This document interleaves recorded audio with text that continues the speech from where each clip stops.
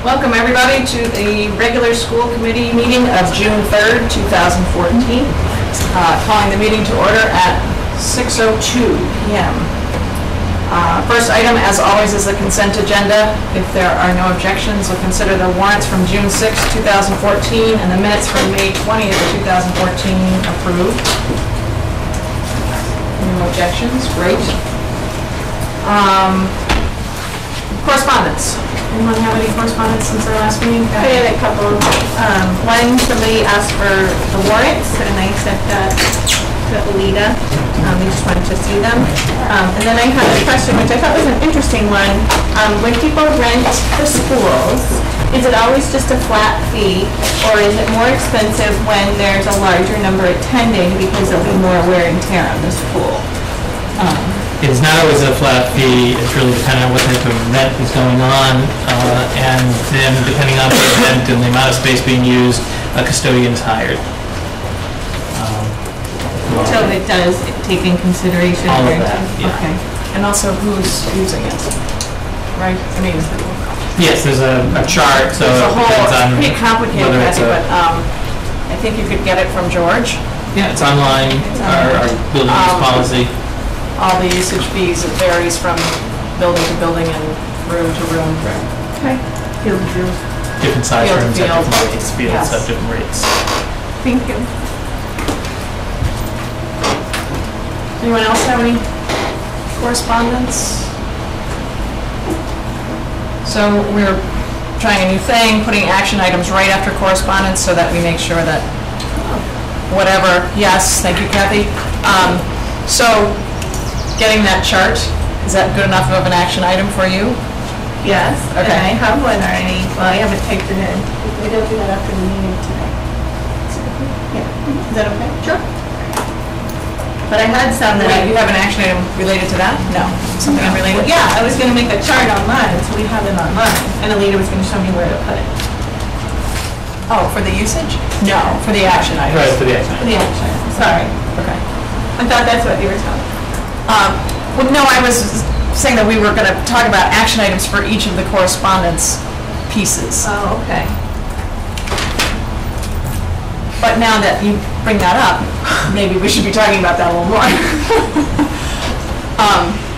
So you wanted to create a chart for what? Can you? Well, we have, at the end, when we talked about it last time, we said we maybe keep a list of the action items or the open questions. So if somebody says, like, that we had talked at, and I've been trying to keep them for the last couple of months because we talked about donations, an area on our webpage to do donations. That was an idea and a possible action item, and that was brought up. So I was going to keep it open until somebody said, no, we're not going to do it, or yes, we've done it. We've done it. Okay. So, you know what I mean? So then Yeah. I could go check, and I could put the dates. June 3rd. Great. And how it was resolved, possibly. Completed. Well, actually, a little more information besides completed, like how it was completed. Are Like, you going to take out? if it's on there, too. That's it. Actually, we tried to do this a while ago. Well, who's going to keep it? This sounds. I was going keep to, I'm not going to keep it, we're going to keep it on a shared site, and that's what Alita's going to help me. And if I'm here, I'll do it. Yeah. If Lynn feels like doing it one day, she can do it. So those action items will be related to anything that comes up in a meeting, They could be correct, whatsoever. or just correspondence? I don't know, whatever You you don't want to know. say. Okay. It could be anything. Because a lot of times we talk about stuff and we do not readdress it. We say, well, yeah, maybe, Right. you know, just. Or there will come up a question Here's of, one. can you get us more information on whatever? So maybe if we had, We could break it into sections, like, more info I don't know, it can evolve. You gotta put owner on it too. Yeah. That's the only thing I'd ask for. What'd you say, Lorraine? an owner, Who asked an for it? owner for the action item. Ask her. Yes, that would be very helpful. And then the date of when it was listed. Requested. Needed. Yeah. But I like a little comment section, so like, when you say donation. Sorry, only because. I know, I got it. To just say I was completed confident. is one thing, but to say, What when you look happened? here, it's there. Results. Right. Yeah, so we might have comments and then results. Got it. Great. Any other correspondence? getting back to that? Yes. Just on honor roll. Okay. Honor roll and Yeah. and thoughts on the honor roll, that it needs to be more stringent than it is. The proposal or the way it currently is? The proposal, I had talked through with them on what the proposal was, and they are not comfortable with a C even at a weighted average. But I think once you have the meeting, I think that's going to bring up a lot of those issues. And I had encouraged them to get involved in the meeting. Great. And when's the meeting? And you're going to talk about that in your superintendent's week? report? Yes. Okay. Or the whole series? Any other correspondence? No. Okay. Great. Moving right along then to superintendent's report. Michael. Yes, so it's the end of the year and we're getting wrapped up school improvement plans. So I've invited the principals to do part one tonight with half the group and part one on June 17th. So we have Mary Rollinson first. So Sean O'Shea, give us the update on Mary Rollinson. Evening, how are you? First, I want to, I had talked earlier this year about the band going to the Great East Music Festival, and that was held Friday afternoon. And the students' hard work and Mr. Rossley's dedication to the students paid off with a platinum award. So they were beside themselves. They were so excited. It was- First place, it right? was a- yes, they were 3 points away from a perfect score. So, yeah, it was just a tremendous opportunity. A lot of parents came, so it was a lot of work, and the kids really got to see that their dedication paid off. You know, their concerts are great for their parents, but their parents hear them every night, so it was a different venue and a different opportunity for them. So that was a great day. In terms of the school council, we used the last staff meeting and the last school council meeting to summarize our school plan and kind of look back at each goal item and review things, activities, and processes that we've been doing to accomplish all of those goals. I just want to highlight a couple of them for you. I've presented a lot of the things we've been doing throughout the year, but just some things different from what I've already talked about. Our first goal focuses on collaboration and teamwork. A couple of the things that came up there when teachers, we broke them out into groups and had them brainstorm all the activities that we had done in the past year on this. Two things that really stood out in their minds were the WAGs, the week at a glance, and how that's really pushed forward a lot of collaboration. That came up over and over on their comments. The other couple of things that came up that were interesting were thematic instruction between art and technology, and between technology and library, bringing in the classroom too. But this year, for the first time, we had created a common planning time for all the specialists. So it gave them an opportunity to then say, I'm doing this project and we're doing this, and then to do those together. So those were just two of the many different ways collaboration kind of showed itself this year. There were a lot of other things, for instance, the plus time and the way teams work together. The new educator evaluation, that came up. You know, every teacher is working on a shared goal pretty much on that. So the collaboration on goals was very high this year. Our second improvement plan goal is around project-based learning and enrichment activities. I've talked a lot here about all the enrichment opportunities we have before school with the Vox program or the lunch or after-school program we have, and that was very successful. Other things that came up in terms of project-based learning, like the kindergarten team created a butterfly garden whole unit where they were creating outside a butterfly garden, and students were involved in all aspects of that. So also bringing in parents. One parent for the last couple of years has run an entire Simple Machines program for second grade in a gym. It's one of the more exciting activities, enrichment activities that the kids do, because it's all hands-on. So, and that's Sharon Pock who does that, is a great resource. Again, cross-curricular projects. Eric Carl, first grade, studied Eric Carl, and then in technology they created Eric Carl type books on the computer. So a lot of those are just some of the highlights in that area. With critical thinking, that's our third goal, is to develop critical thinking school skills and divergent thinking. It was interesting in this category, a lot of people put our fifth grade advisory. So, teachers are seeing that as a way for students to learn how to problem solve and think differently about social situations where, we kind of thought a lot in the, not just thinking about the academic critical thinking. So, although that came up with the Lego Club, the teachers are really benefiting from the Balanced Literacy Initiative and seeing the focus lessons for reading and writing as ways to develop that critical thinking skills and model the critical thinking for students. Another activity that went on this year for the first time was Hour of Code, which is it's in technology, and the students are learning to actually program computers. So that was a great way for kids to see a problem and try to solve it in a different way, and to use technology in a different way other than just creation or getting content. Our fourth goal is around developing written and verbal communication skills.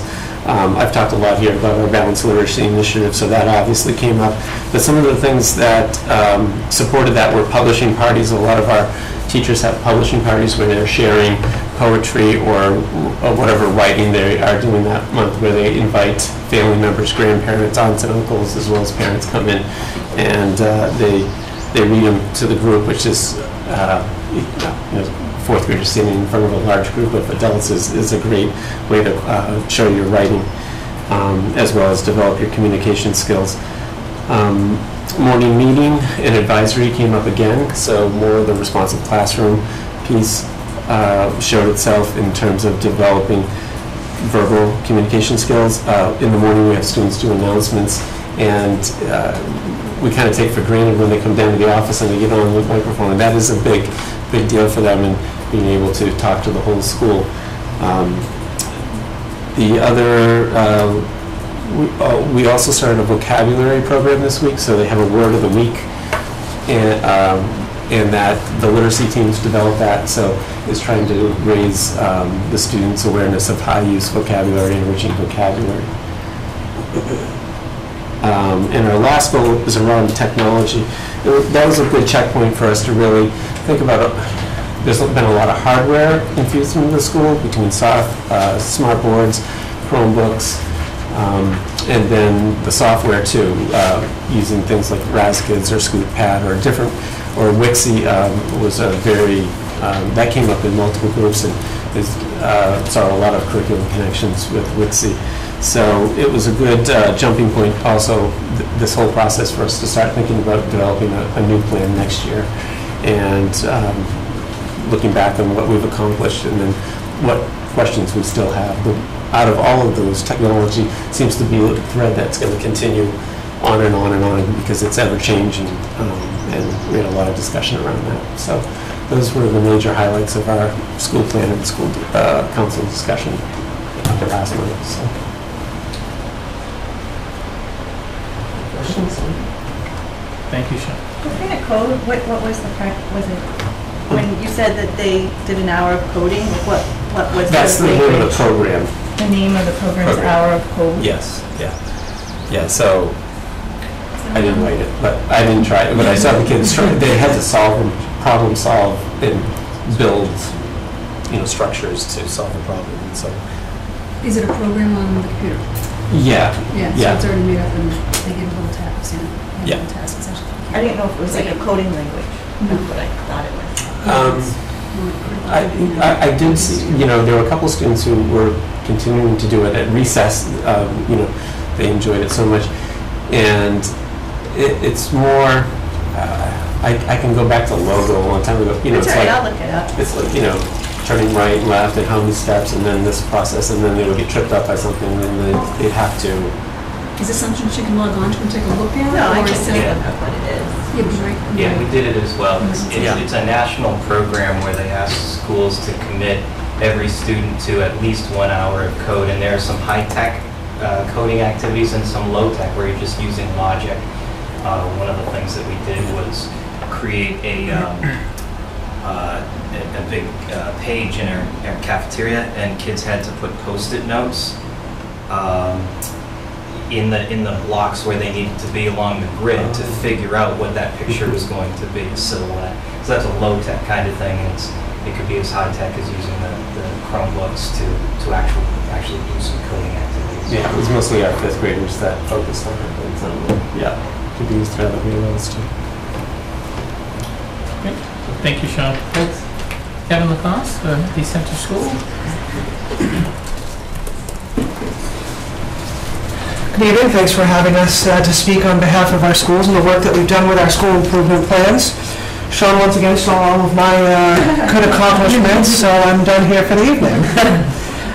Like Sean, our 5th graders participated in the Great East Festival. They did not come home with a platinum, but they came home with a gold, and we are equally as proud as them for their work in their 2nd year of the festival. Just since we're on the same page of same things, we too did the Hour of Code and have spent a significant amount of time this year both in the computer lab and outside with our older students with coding various kinds of things. There's a program, the Hour of Code, but there's also Scratch, HTML, and there are some students who have really branched out and done a lot of their things on their own. It's funny the number of comments that I've received from parents on our surveys about more opportunities for coding and programming. So obviously there's a niche there for several of our students, and we're going to explore that a little bit further. In terms of our progress this year on our school improvement plan, I apologize, some of the information is a bit redundant, so I'll just highlight some of the important aspects of what we've done. Our first goal is really based on student assessment. One of the things that we talked about doing is making sure that we implemented plus groups, as many of the other principals have spoken about this evening. We accomplished in our schedule the ability to have plus groups 3 days out of the 6-day cycle for each of our classes at about 20 to 30 minutes per session. And what was nice is the first period was blocked off, so the specialists didn't have any classes either, and provided that they had more than enough prep per their contract, they also pitched in and helped out. I think I remarked in the winter update that they took part in helping kids with multiplication facts and fluency, so it really sort of got all hands on deck for some really important work.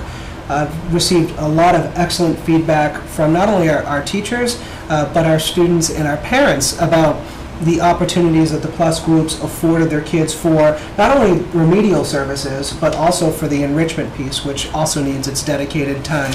So we'll continue to expand upon that, look at our schedule, and see how we can reap the most benefits from that work that's so essential.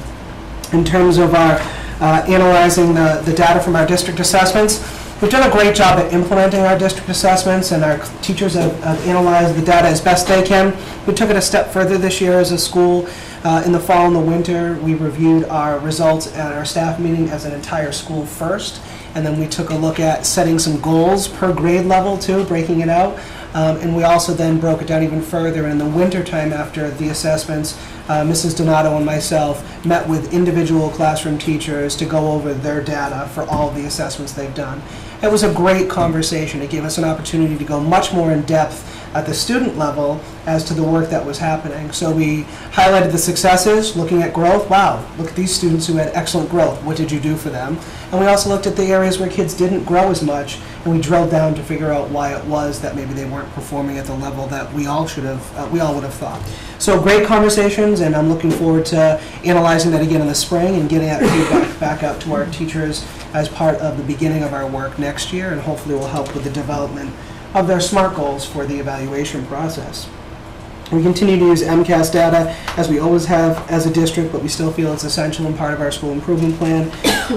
We've done a lot of work with implementing rubrics school-wide, now with our Common Core, and making sure that students are exposed to a variety of genres with writing. We've developed as a district a lot of the different rubrics to address those specific areas, narrative, persuasive, those things. The work that's even more important besides the development of them is working on the inter-rater reliability. I can say that we've done a lot of that at our school during our common planning times. I've sat in with teachers. I've actually graded a lot of the work too, as someone who's not partial to teaching just one grade level. We've had some really nice, rich discussions about students' performance and why it is that I might give it a rating that a teacher might not. And then a step further is, as a facilitator of the 4th grade teachers in the district, I've had the opportunity to go even more in depth with them in terms of how to best look at student assessment. Our second goal is around student achievement. We're talking about making sure that we utilize the technology that our new building affords us, but not just using it to replace old technology, really using it to engage student learning, enhance instruction, and to make us as efficient as possible. I was saying to a candidate who was interviewing for a teaching position at our school today, our teachers have really blown my expectations out of the water with their use. They really went from, I'll say 20 to 60 instead of 0 to 60 in terms of their use, and are using it regularly. It's really rare for me to walk down the hallway and not see a highly engaging smartboard lesson going on, or groups of kids in the hallway using the Chromebooks. Just yesterday I saw a whole group of kids wheeling down the whole cart down the hall for music class. So it's not just being used in regular education classes, it's being used in our specialist areas too, which I think is just so critical. And we're going to continue to work on those pieces in terms of our student achievement. Goal 3 is around parent involvement and communication. I'm really proud of our specialists who in the last year and a half have really stepped it up around their communication. Just even at open house, they've been given more floor time and the ability to talk more about their curriculum with parents, and we've built that into their schedule. And I think we've been afforded that opportunity because we're in one building now and not separate buildings with lots of separate open houses. So that's been really nice. They, this year, as part of their evaluation process, established a team goal to put into place a specialist website. So now all of them collaborated together on one website, which provides additional information for parents. And then in addition to that, they've been sending out for the 2nd year in a row now a monthly newsletter. So, they've really made sure that they've communicated, I think, pretty well with our parent community about really the important things that are happening in their areas too. And finally, our 4th goal is around school culture. Again, another area that I'm really proud of. We have entered a 2nd year of implementing the Peaceful Playground, which seems to really have taken off. The teachers have responded really well. Again, this is a structure by which we explicitly teach kids games at the beginning of the year so they know how to play them, and that helps us to better, and more importantly them, to better resolve some of the conflicts that arise outside with games. Of course, we want to afford them the same opportunities that we would any other child to make up their own games. They certainly can do that, but there's more structure, especially for those kids who might be reluctant to play a game just because they don't know the rules of that. As a result of both that and a supervision protocol that we put into place, we've seen anecdotally a huge reduction in the number of incidents happening at recess regarding injuries, arguments, conflicts going back into the classroom, referrals to the office, and I really applaud the efforts of our teachers first and foremost in making sure that they are teaching, not only in the classroom, but outside at recess, and working closely with them. I've talked a lot with this group about Have You Filled the Bucket? The program has more than taken off. It's a part of our morning announcements every day. We recite a pledge that talks about the importance of filling a bucket. We talk about how our community at large has filled our buckets every morning, pulling out examples. We don't talk about specific students because we think it's important to just recognize the act as opposed to the person. And then we've seen an increase of students really responding positively to that. Our all-school meetings continue to be a real integral part of the culture of our school. We just had one of my favorite, what's become one of my favorite assemblies of the year is our Memorial Day Assembly. We tie it in as an entire school. This year we had a 4th grade teacher and a kindergarten teacher paired together to do the assembly, and it was just a nice way to bring everyone together to remember why we do Memorial Day, but also build that strong sense of community. We have a lot of great things happening in our building. to help with the community service learning projects, things like Bridges program, where we have about 40 seniors come in to do a 6-week program with kids. The kids love it. They get to show off their school, show off their knowledge. Seniors get to show off their knowledge, and it's a great learning experience for everyone. It's been a busy year. Questions? Thanks, have a good evening. Mr. Bates from Florence Sawyer and Emerson Schools. Thank you. Well, I have nothing really to add now that Kevin and Sean have covered everything. I suppose I could find a few things, though. So the 4 goals of the Florence Sawyer School Improvement Plan, which is now coming to an end, we'll have a new one next year, is to develop the kind of educational programs that support, enrich, and extend the curriculum for all students, to have and secure the space and materials, the technology necessary to provide that kind of a 21st century education, to make sure that we have a healthy school climate, and to make sure that we are communicating our school goals and initiatives to everyone that needs to be a part of that process. The evolution that our school has had in the time from the start of this school improvement plan to the end of coming to the end of the school improvement plan, I think has been significant. And relative to that, when we, relative to the first goal, looking at enriching, supporting, and extending the curriculum for all students, the first part of that is certainly district work that you've heard about, and aligning across the district, understanding not only what the standard is, but the complexity of that standard. What does exceeds mean? What does mastery mean? And the teachers across the district have had that conversation, and I think it's been both an important conversation and a valuable one to have K through 8. Having that in place, using the kind of data that we collect on an ongoing basis to have those kinds of conversations about student performance and student growth, to focus the lens on the instruction has been another leap forward. We now use our middle school meeting, which is basically every other week, Wednesday morning, and our K-5 meeting, which is a longer meeting once a month, looking at student work, looking at student data, and having those kinds of conversations, not only cross-grade level, but cross-grade span in terms of performance objectives. And then using a combination of classroom instruction, flexible instruction, and our PLUS program to help support those students. Our PLUS program has evolved, we've talked about a little bit here, but the way it's evolved at Florence Sawyer has been looking at realigning our PLUS groups every 6 weeks or 8 weeks, depending on which trimester we were in, and identifying both groups and objectives, so math enrichment group or writing groups or what have you, and then matching those students up with the person teaching that PLUS group. And we've seen some really positive outcomes, both anecdotally in terms of the response from kids and parents, but also in terms of teachers and the feedback in those, for lack of a better term, data analysis meetings in terms of how kids are growing. Our AIMSweb data, our DRA data looks really compelling in terms of the way that is helping kids grow. At the middle level, data is used a little bit differently, and PLUS is a little bit different. We have, as you know, an enrollment bubble, for lack of a better term, that was in our 6th grade last year and our 7th grade this year.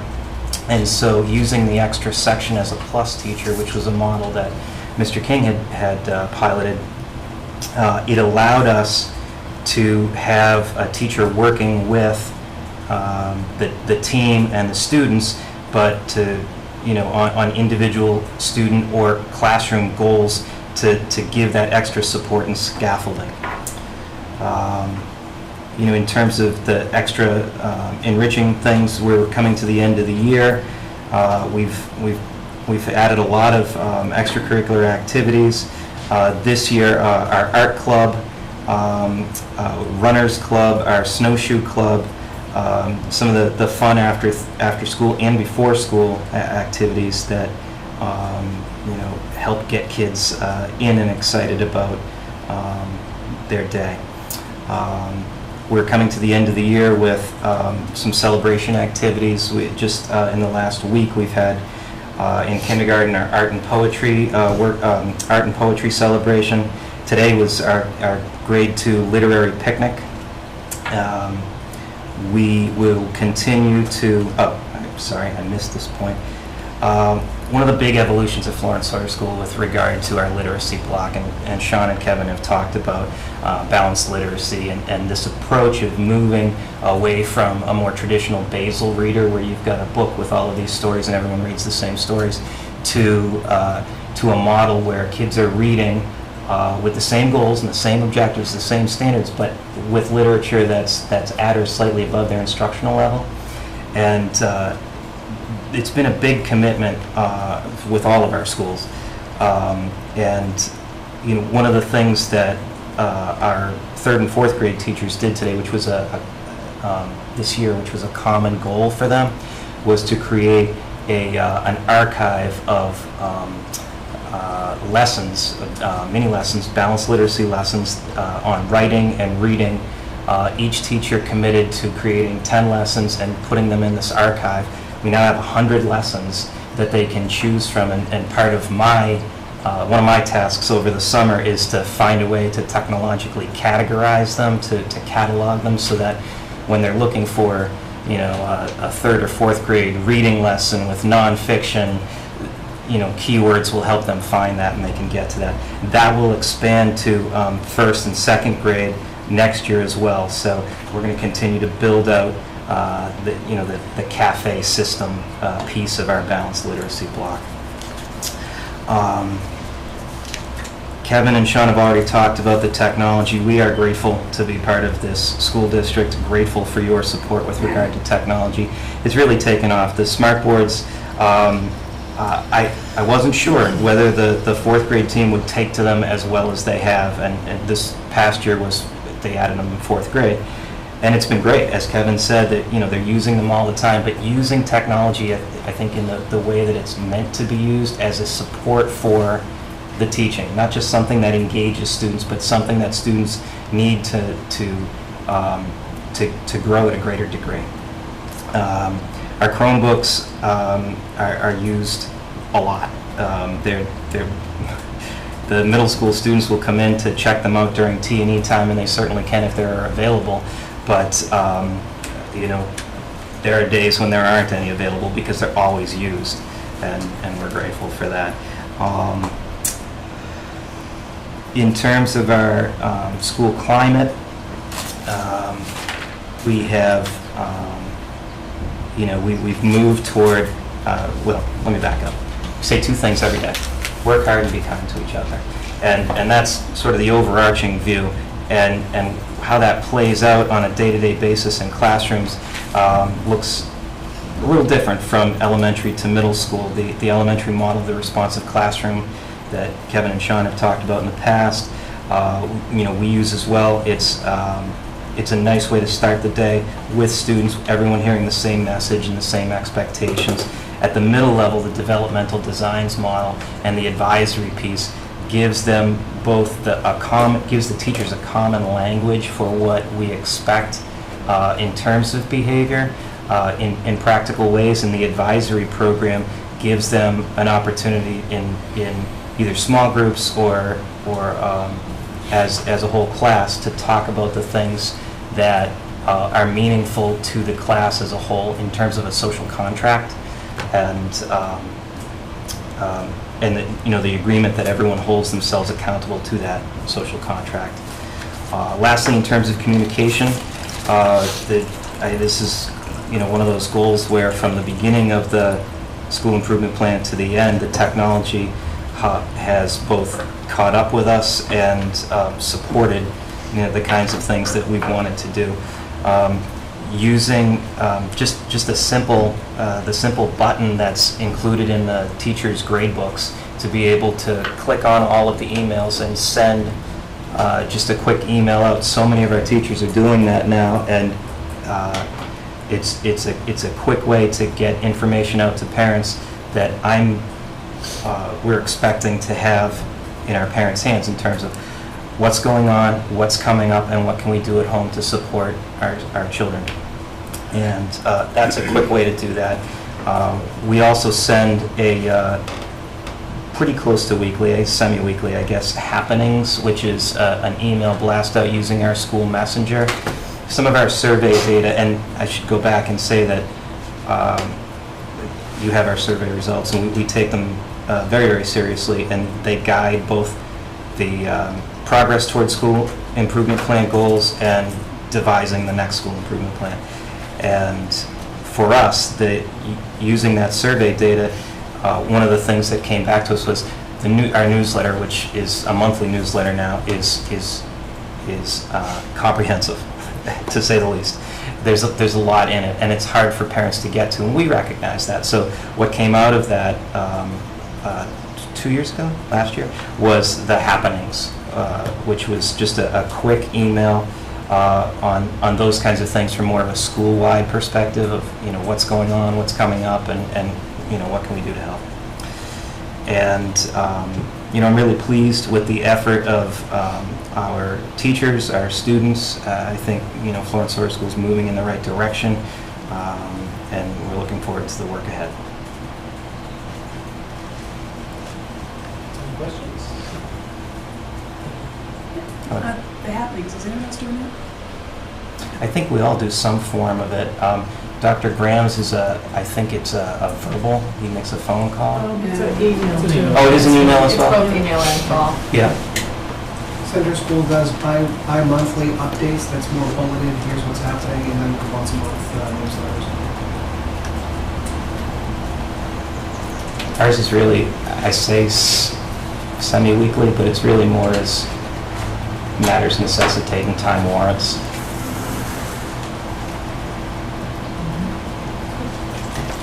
Thank you. Next, we have Pat Trainman, who's going to talk about School Health Advisory Committee and update us with their year-end report, highlighting their successes. Okay, we had, this year we had a nice, consistent attendance from students and some parents, which offered a really nice insight into many of the things we worked on.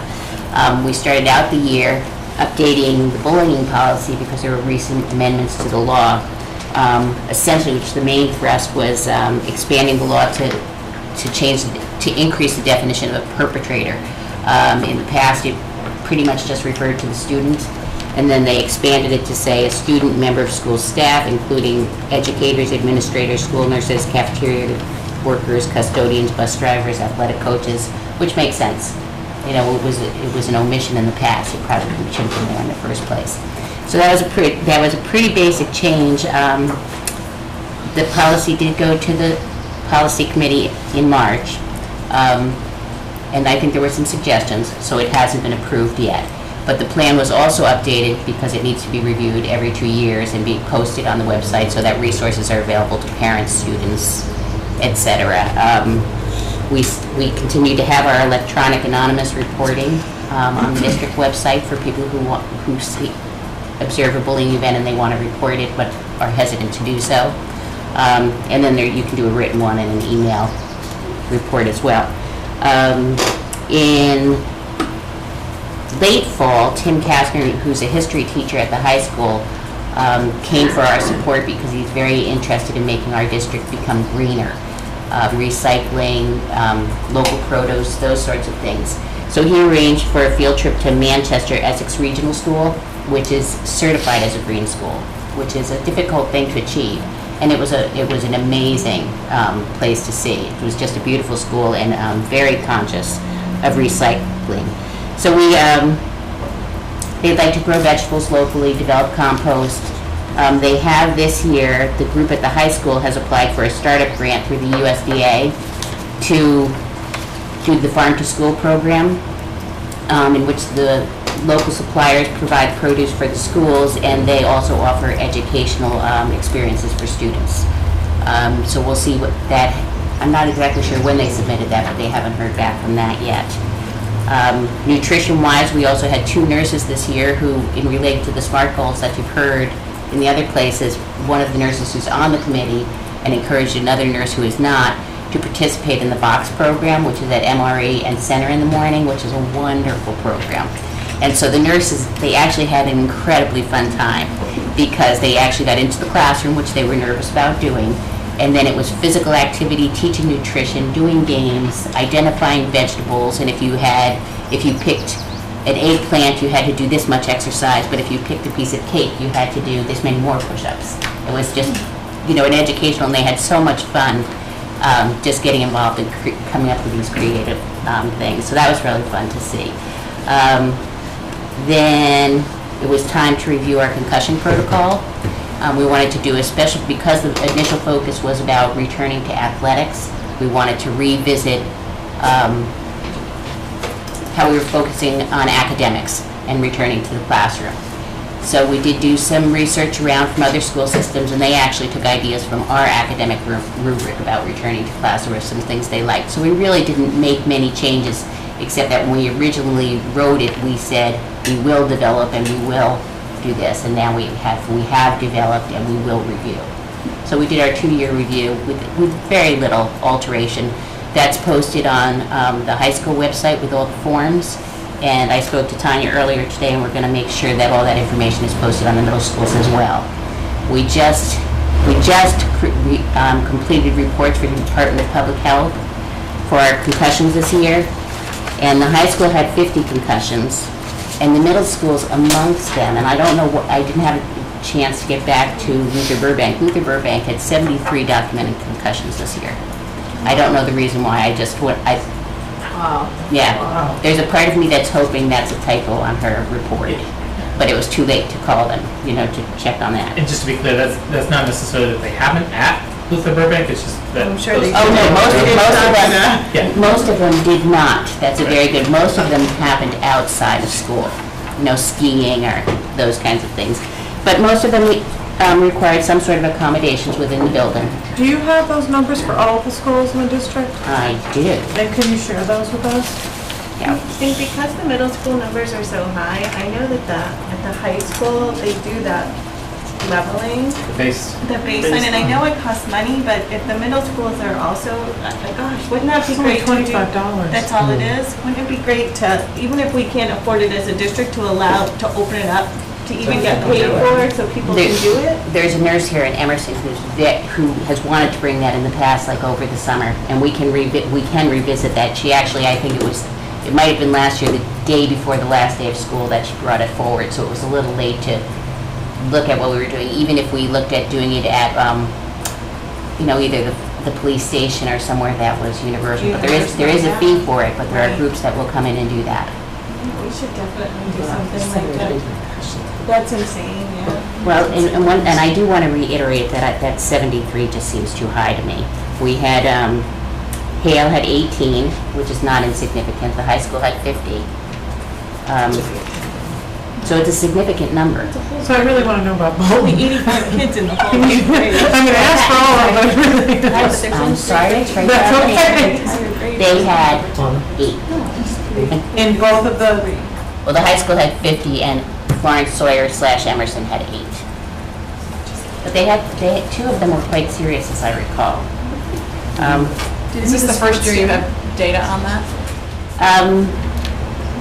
I can get it from we did it last year too, I just don't have my hands on what was last year's. Just be curious, especially with that 73, to see if it's... Like 250 kids at Luther I Burbank? don't even, 43, yeah. yeah. 250. So a third of the kids have had a It's concussion? not. This year? I had 2, so that, and they did. But I have one. And she has one. No, I have 2. They didn't. You I have, had one. So there's 5 kids right there. Actually. well, we had one. Yeah, at the, So you What had 2. I Okay, could so we're what I could do there's tomorrow 2 right there. is I'll confirm that number tomorrow. And I'll get an email out to you to let you know if there was an error in that. Because Just be curious to know the trends. Yeah. Yes, It's- well, I would like that, and it's also, it's also the talk. So now, kids will say they have a concussion when they had a bump. Right. I get called from extended day whenever there's a bump because there's so much focus on it. So they call me, and they call me when there's a bump. It's not anything that we're worried about, that's the level of a concussion, so. Do you know what sports stand out, or if it's boys over girls? I don't know, that's something I could find out from Tanya. I don't know that off the cuff tonight, so. Anyway, so I told you about the nurses. Is there any other questions about the concussion? It is the big buzzword these days. But we've seen both with staff and kids, we've really seen behavior. We've become so much more aware of it. I think we just were not cognizant of it before, of what the residual was. Then, in February, one of the members, and I won't talk about this too much because I know Michael's going to talk about the ALICE program later, but one of our parents came in very passionate about having been trained on the ALICE program, which is increasing the things you can do when you have a lockdown, in addition to just locking down the room. And so it actually stands for alert, locate, reform, inform, counter, and evacuate. So because of that, she wrote a passionate letter to Michael, and it's become on our radar, and we're investigating some of the things that has to offer. And 3 of us went and got trained in May. So we'll debrief on that and see where that takes us. The Youth Risk Behavior Survey was this year, so in March, the 6th, 8th, and all the high school students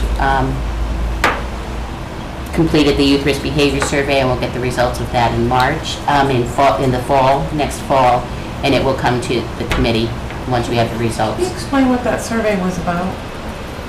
It talks about risky behaviors of students. Was this the one? This might have been the one. We've seen it before. Oh, sure. Oh, okay. It goes from everything from seat belts to have you been in the car when somebody had been drinking? Right. Do you exercise? So here's my question for you, is that I think that's the survey where some of the questions seemed much more advanced for the age group of the kids that were answering them. Have you heard that from anyone? Well, we've been doing it for a long time. There are no sex questions on the 6th grade questionnaire. But is there something, it's going to sound crazy. Actually, I do remember hearing about that some of the kids said, I don't even know what that means. Exactly. Glue sniffing and just some behaviors that, I know my own came home and it was like, they were laughing about it, and a couple of the kids in the school that were friends of his, and he said, I don't think it's right, we better have not done it, but he basically said they were all pretending they were someone else because it was just so not what was in there. They couldn't relate to it at all. Mm-hmm. So it was one of the things I wanted to ask about, and I wasn't sure which survey because there seems to be so many of them, and I even signed up for extra ones. But it's one of the things, if that is the survey, do we want to really look at if it's the right age level? And I don't want to interrupt a timeline you have in place. Well, it's modeled after the CDC's risk behavior survey, and in Massachusetts also has a survey that follows the same pattern.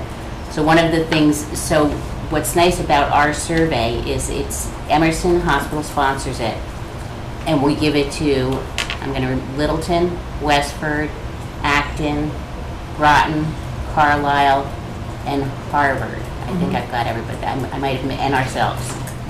So you're talking about our local communities. You're not comparing us to, urban communities that have different things that we would expect. So first of all, you're comparing us to our local communities. Slowly each year, it does get modeled and individualized to different trends. A couple years ago, there were quite a few questions about online gambling, and we weren't seeing much results of that. There wasn't much, our students weren't doing that, so we've cut back on those questions. There's more, in high school, there's more questions now on opiates. There was a time when there was questions more on ecstasy. And I do just want to reinforce that it addresses many behaviors like exercise, athletics, helps some myths of, it does some perception ones of smoking, like how many of your friends do you think smoke? And the kids might come out with something really high when in fact the true fact is much lower, which has been a consistent one as far as high school and having had sex. They all think that everybody's had it 75%, and in fact, for the last 12 years, it's been a consistent 23 to 25%. It's much lower. So Pat, do you think maybe one of the things to consider is if we're going to give the kids these surveys, especially in the earlier years, like the 6th, 7th grade, certainly in the 6th grade, does it make sense, this isn't a leading question, this is a question for you, you're the expert. Does it make sense to tweak the curriculum in some way to prepare so that when they see some of those questions about things that a large group of kids never would do, they may be less startled by it, less confused, less talking about it. Now all of a sudden we've created, a discussion where there wasn't. I think that's a good suggestion because I think we probably come at it a different way. I think we come at it that after we get the results, we look at it and say, so if we have no smokers in 6th grade and then, or 8th grade, it's still real low, but then in 9th grade it shoots up, do we want to be intervening in 7th grade? So we almost take the results and work backward. Right. So I think that's a really good point. And is there an option on there that says, I don't know what this is, or, something like that, like, I don't know what this means? They usually say, I never. I don't think it says I don't know, but I don't do it. I think that might be helpful too. If they knew, like if they don't know. I think that was part of why some of the kids were pretending they were someone else and were just checking the most egregious behaviors because they were so kind of like freaked about it, and the kids are still talking about it. I'm not saying get rid of it because there are going to be, it is a great way to look at trends, and I love the fact that you're tweaking it based on the current environment. But I wonder if there's a way to kind of prepare them for, this isn't necessarily something that we really want to talk about, but this happens, it's really bad, here are the reasons why. Now they know, oof, that's a bad thing.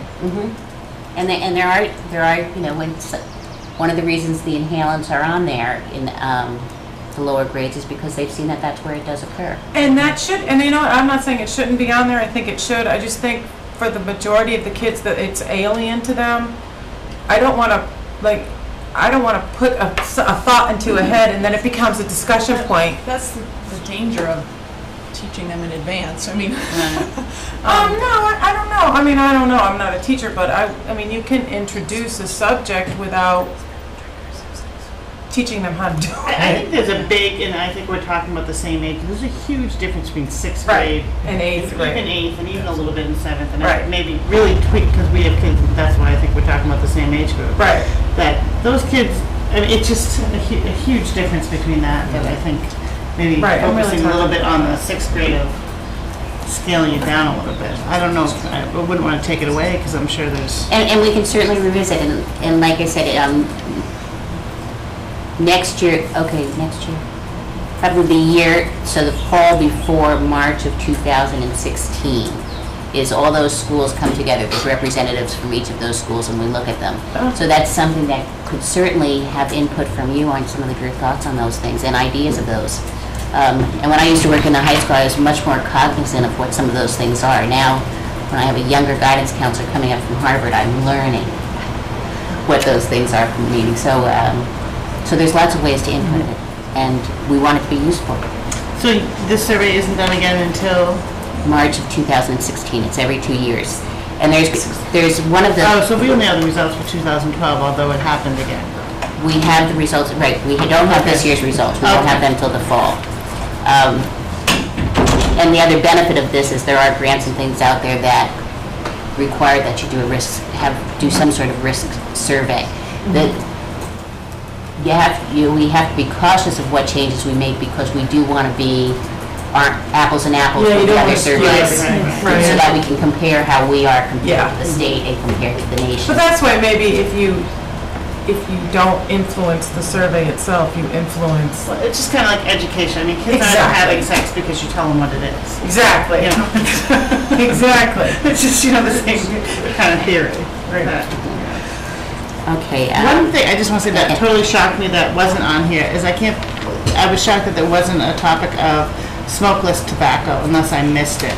No, you're,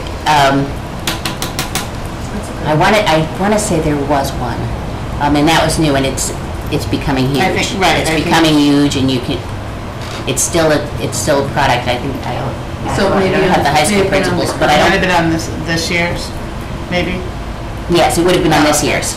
It would have been. Yes, I know that we talked about it to great length. So we continue to support all our middle schools and the high school in our suicide prevention program, which is now called ACT, Acknowledge, Care, and Tell. And it's been a very successful program. In the middle school, it's been only the last few years in the middle school. And each year, in each building, one extent guidance participates, nursing participates, chosen teachers participate. And we've each year come up with about at least somewhere between 12 and 16 kids who come out as high risk to touch base with. And many of them unexpected. Lots of them, the guidance and interventionists, they just know it, or they're already following them. There's always some sleepers, so all it takes is one. So it's been a very good program. And the people who do it are expanding into self-injury, so we're going to explore self-injury next year Oh, that's excellent. and see if we want to do something with that in the middle schools. We provided support to Cindy Maxfield's Child's Fair this year, which she has every year for early childhood development, with some student participation and nursing participation. Some of our goals for next year, and this one is on every year, is to increase PTO involvement, try and get parent involvement from each town. So we're always recruiting. Finding times that work for people are challenged when they have all the child carpooling things. Once again, next year in April, Governor Patrick just signed another law for the Act on Bullying with additions that he wants us to incorporate. So even though the policy change isn't approved yet, it's okay because we have to add some more. And pretty much what that's doing is just saying that we need to be aware that certain categories of students are higher risk for bullying.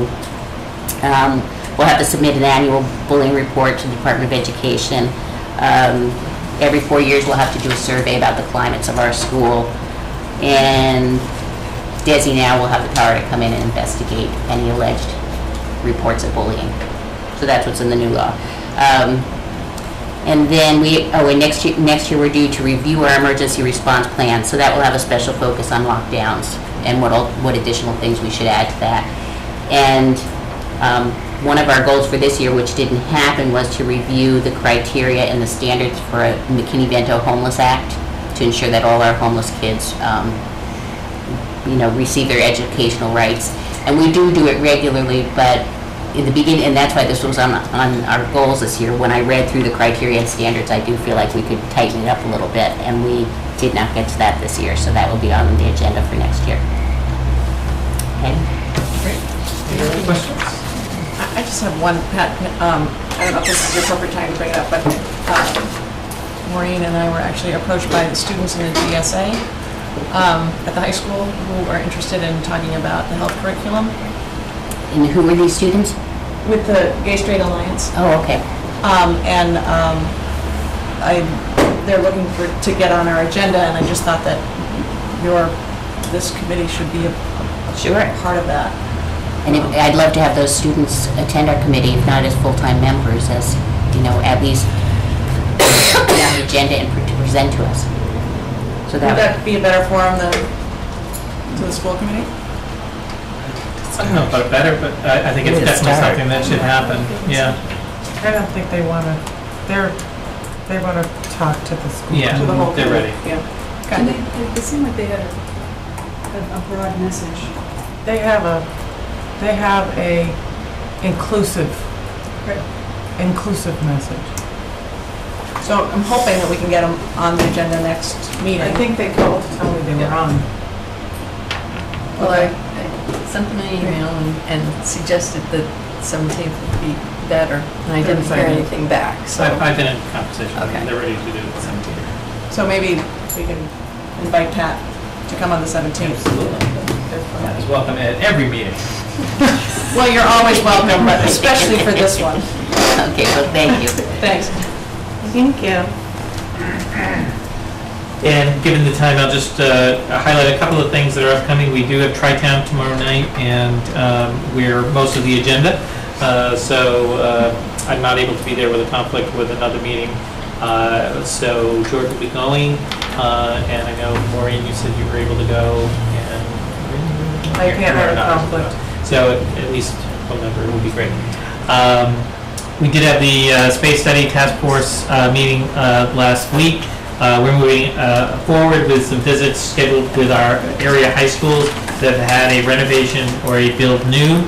And so next week we have 2 visits. One is Hudson High School, the other is Ashland High School. And members of the committee are going to break up and go to each one. Our work in the month of June and in September will be to update our strategic plan and our district improvement plan. We'll start that tonight, and so I'll talk about that a little bit later. Graduation is this Sunday, June 8th, 12:30 p.m. at the DCU Center in Worcester.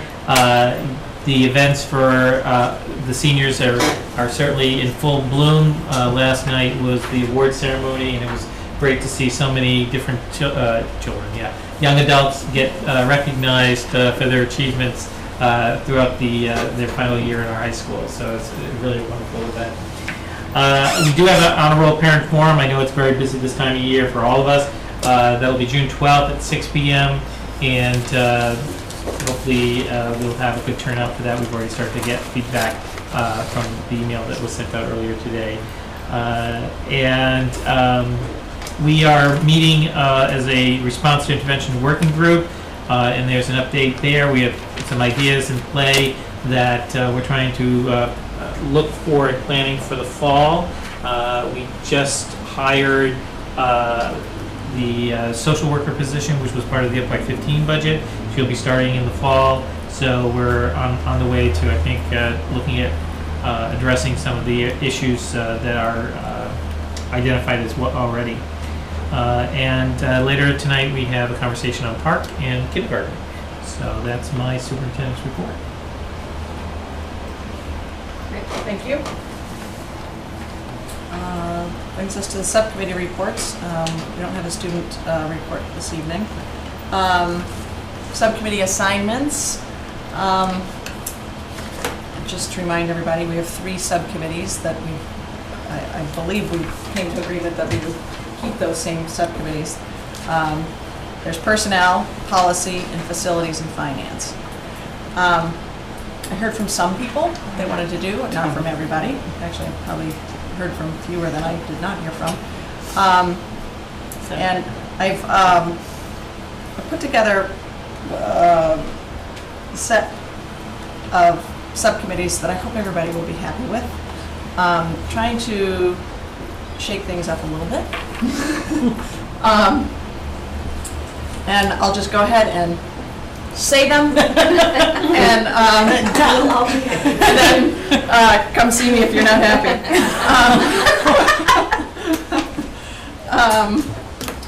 Personnel, we have Julie, Nicole, and me.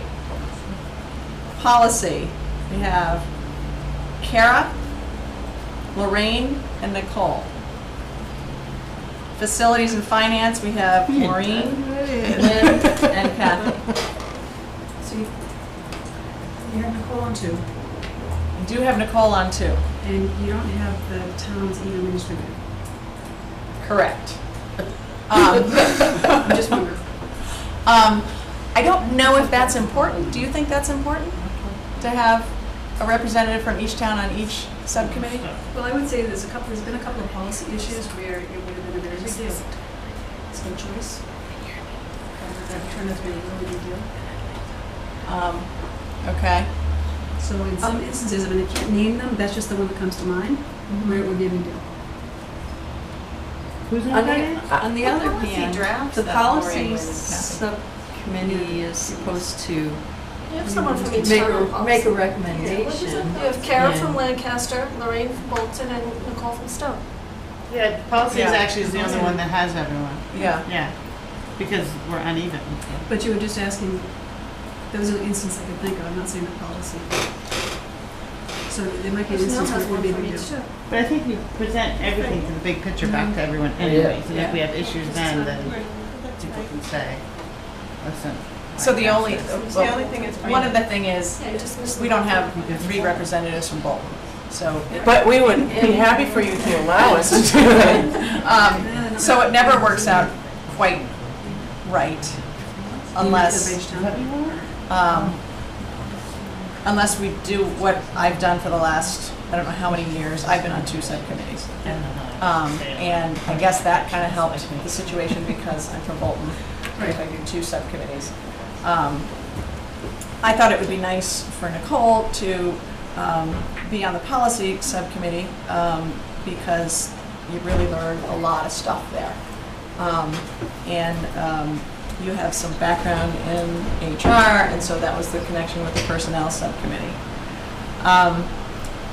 Lynn, I was really hoping facilities and management and finance, because of your background with the school building and the MSBC, and if the task force is going to be ramping up more, it'd be great to have your expertise on that subcommittee. I'm not complaining about placement, I was just talking about the fact that we don't have representation from each town on each committee. I mean, that's something we can talk about. If everybody thinks that's a problem, we can change it. Who do you have, I want to understand, the facilities and finance is one, or are you counting those as 2 That's separate? one. It's one subcommittee. All right, so if that's one subcommittee, and who's on that right now? And it wasn't always. Right now, or in the No, new assignment? the new For next assignment. year, it's Maureen, Lynn, and Kathy. One from Lancaster, 2 from Stowe. Okay. Kathy. The problem is Bolton only has 2 representatives. Right. So there's going to be one subcommittee we're not represented on. So, unless I Unless- step up and do another one. Unless, yes. Okay, so in that would probably be the finance and facilities, which is where I am right now. Right. Does that then mean, this is kind of part 2 of my question, that the space study is not its own subcommittee? The space Well, task force is not a It's not a subcommittee. subcommittee. It's a task force. It doesn't mean you're not doing it and that you're not putting in time. No, that's the only reason I don't ask for that. I ask because I think it's gonna become so important. Does that get moved into the facilities component? That's why we have been sort of the school committee representation on that task force, is because we are the finance and facilities. Wasn't it just finance before? No, it's always been. It's always been finance and facilities. Sometimes we get lazy and we drop off that name and we just call it finance. Okay. No, but I don't want to just call it finance because it is facilities too. And, And this is gonna be a big effort, so, yeah, because okay.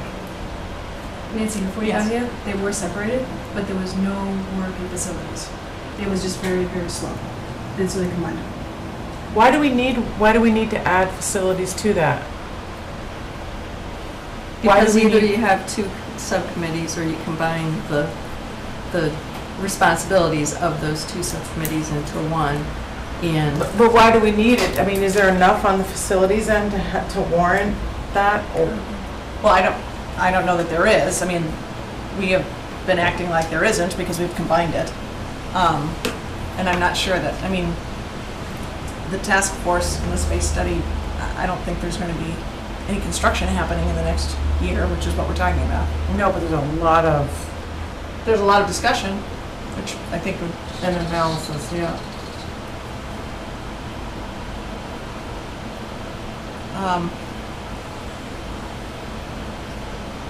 Well, how about the idea of, well, there would be one subcommittee that would be facilities and finance that would not have a representative from Bolton. Is that disturbing? Can I ask you a question? Yeah. Is the facilities and finance subcommittee supposed to be going to all the task force meetings? Or the task force? Or it's just, we just took some representation and we're. Anybody was welcome on the Okay, task that's what I force. wanted. And I just it so didn't- happened that the two people who have been going regularly Are the people. are two members of that subcommittee. But anybody can go at any time? Anybody was welcome to join it, and it still is, I think. Sure. Would we have to be concerned about Four. how many of us? Yeah. Yeah. Not more than 4. Right. And you just can't vote. You're around to watch. Say that again. If somebody were to go because they weren't appointed, they can't vote. They could take a vote. So Just you guys can't hear you. No, we haven't been appointed. No, they weren't appointed. In fact, I was encouraging you to go, because I thought you'd I have no idea where I am. be good at it. You what? We can put you on the meeting minutes, I'm on the meeting minutes. I'm I don't know. happy to shoot you over the information, Lynn. No, You that's fine. should attend those meetings. But just, in the past, there've been 2. And if this picks up like it sounds like it's gonna pick up, between finance and facilities, it's gonna be time consuming. It is. I mean, Eventually. But just to be clear, that's not a subcommittee. A subcommittee is a subgroup of the school No. committee. And the task force That's the is- task force, correct. But if you keep Okay. it as finance and facilities, and you keep them lumped together, that's gonna be very, very time consuming. If it gets Yeah, overwhelming, if it- can we at a later date decide to separate them and?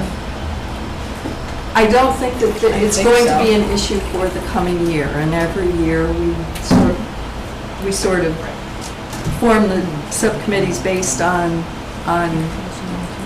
what's on the radar and what, I mean, it hasn't always been these exact subcommittees. The next year, even with the task force, there's not going to be, and it's more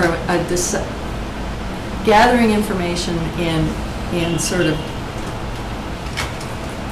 getting the ball rolling, but there isn't going to be a lot of finance and facilities responsibility of the school committee because there's not going to be a building project in the next year. Right. And we kind of need to take it year to year. but this year is the build for the recommendation for the letter That's of the task interest. force, not the That's the finance task and the force. facilities subcommittee. And also that would be a building committee appointment, not a facilities committee at the district. Right. So, I mean, at some point, we will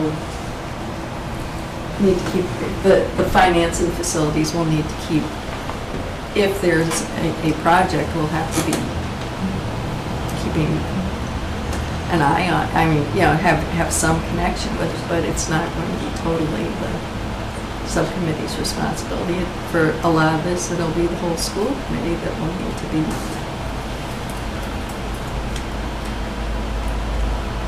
So, Besides, we're only talking about for the next year. We're not making the decision on what the committees are going to be forever. right. So maybe I can share, I'd like to talk to you about it. We can take it. Okay. So, I mean, the one thing that we could do is switch Lynn back to policy and Lorraine over to facilities and finance, which would give us all 3 towns on facilities and finance, but it would only give us 2 towns on policy. No, I don't think you want me off policy. I don't want me off policy. So, But one of my my question is there an opportunity for me to stay on through the end of December, or do I need to commit for the full year? to the subcommittee? Yeah, because I'd like to stay on through the letter of, or the statement of interest.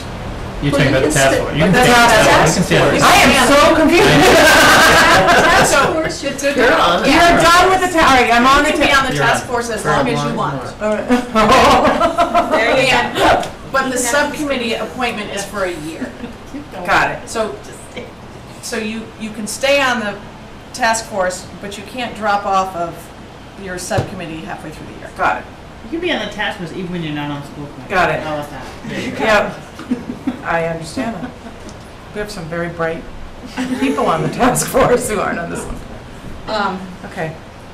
Okay, so I guess I just,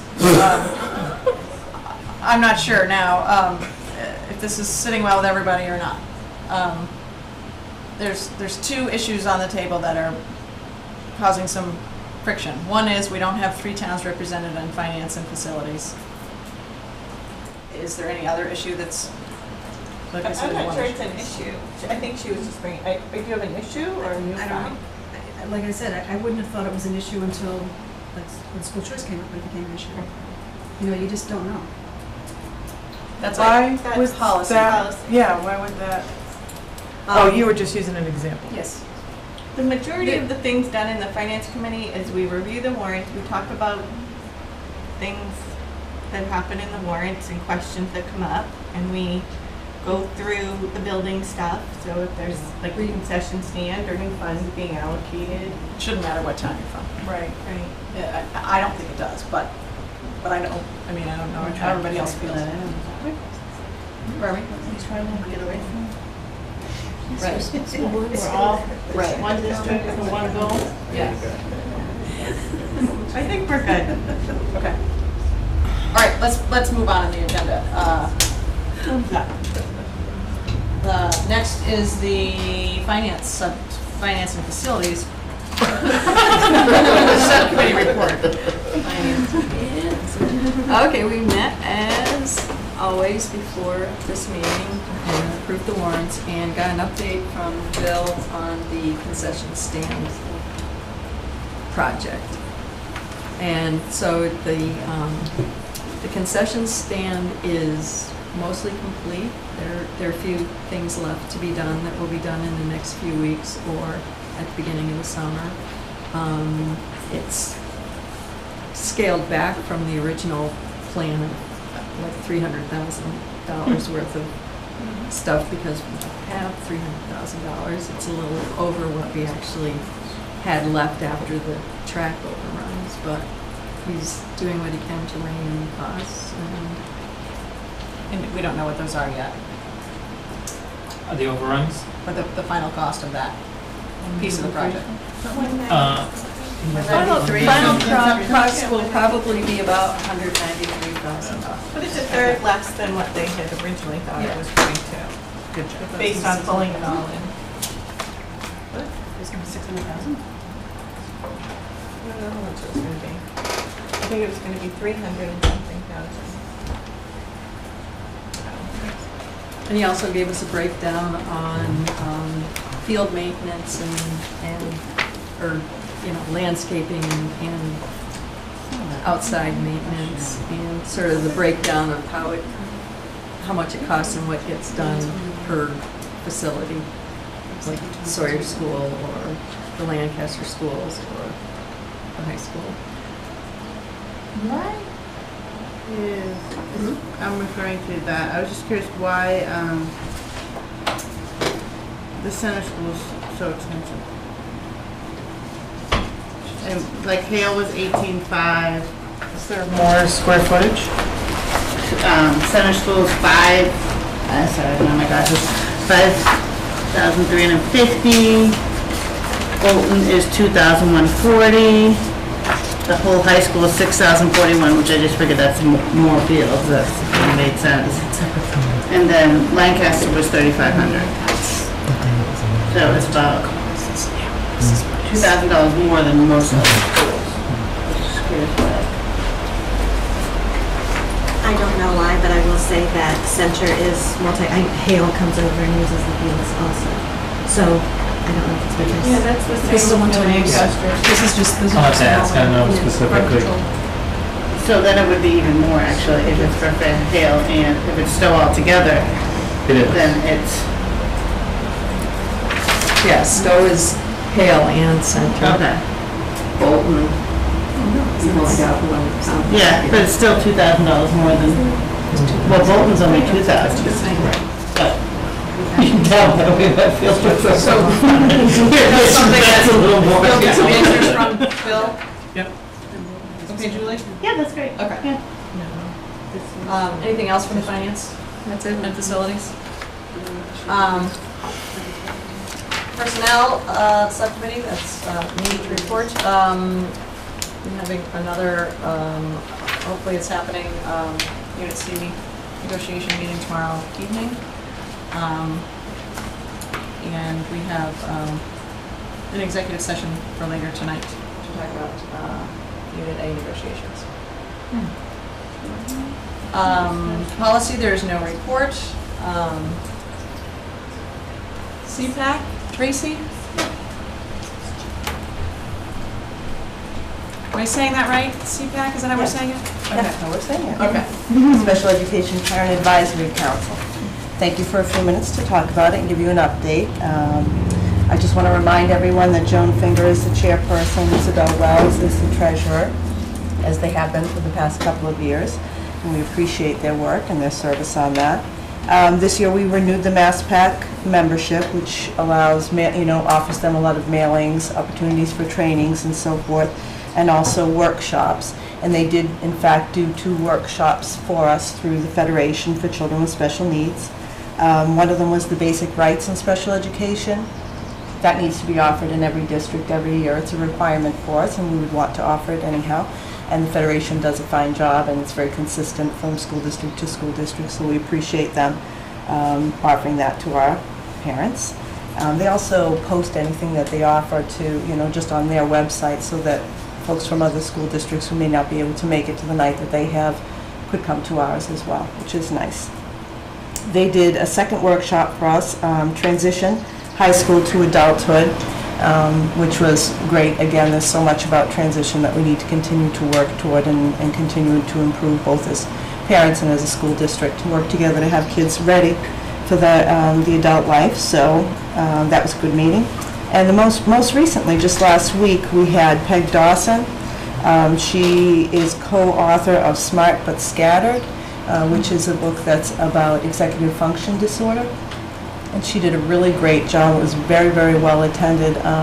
Really, she did a fine job of describing executive function disorder and the various aspects of it and giving some practical advice for parents and teachers. It was well attended by parents and teachers, which was terrific. It was really nice mix of age groups too, parents represented as well as school staff.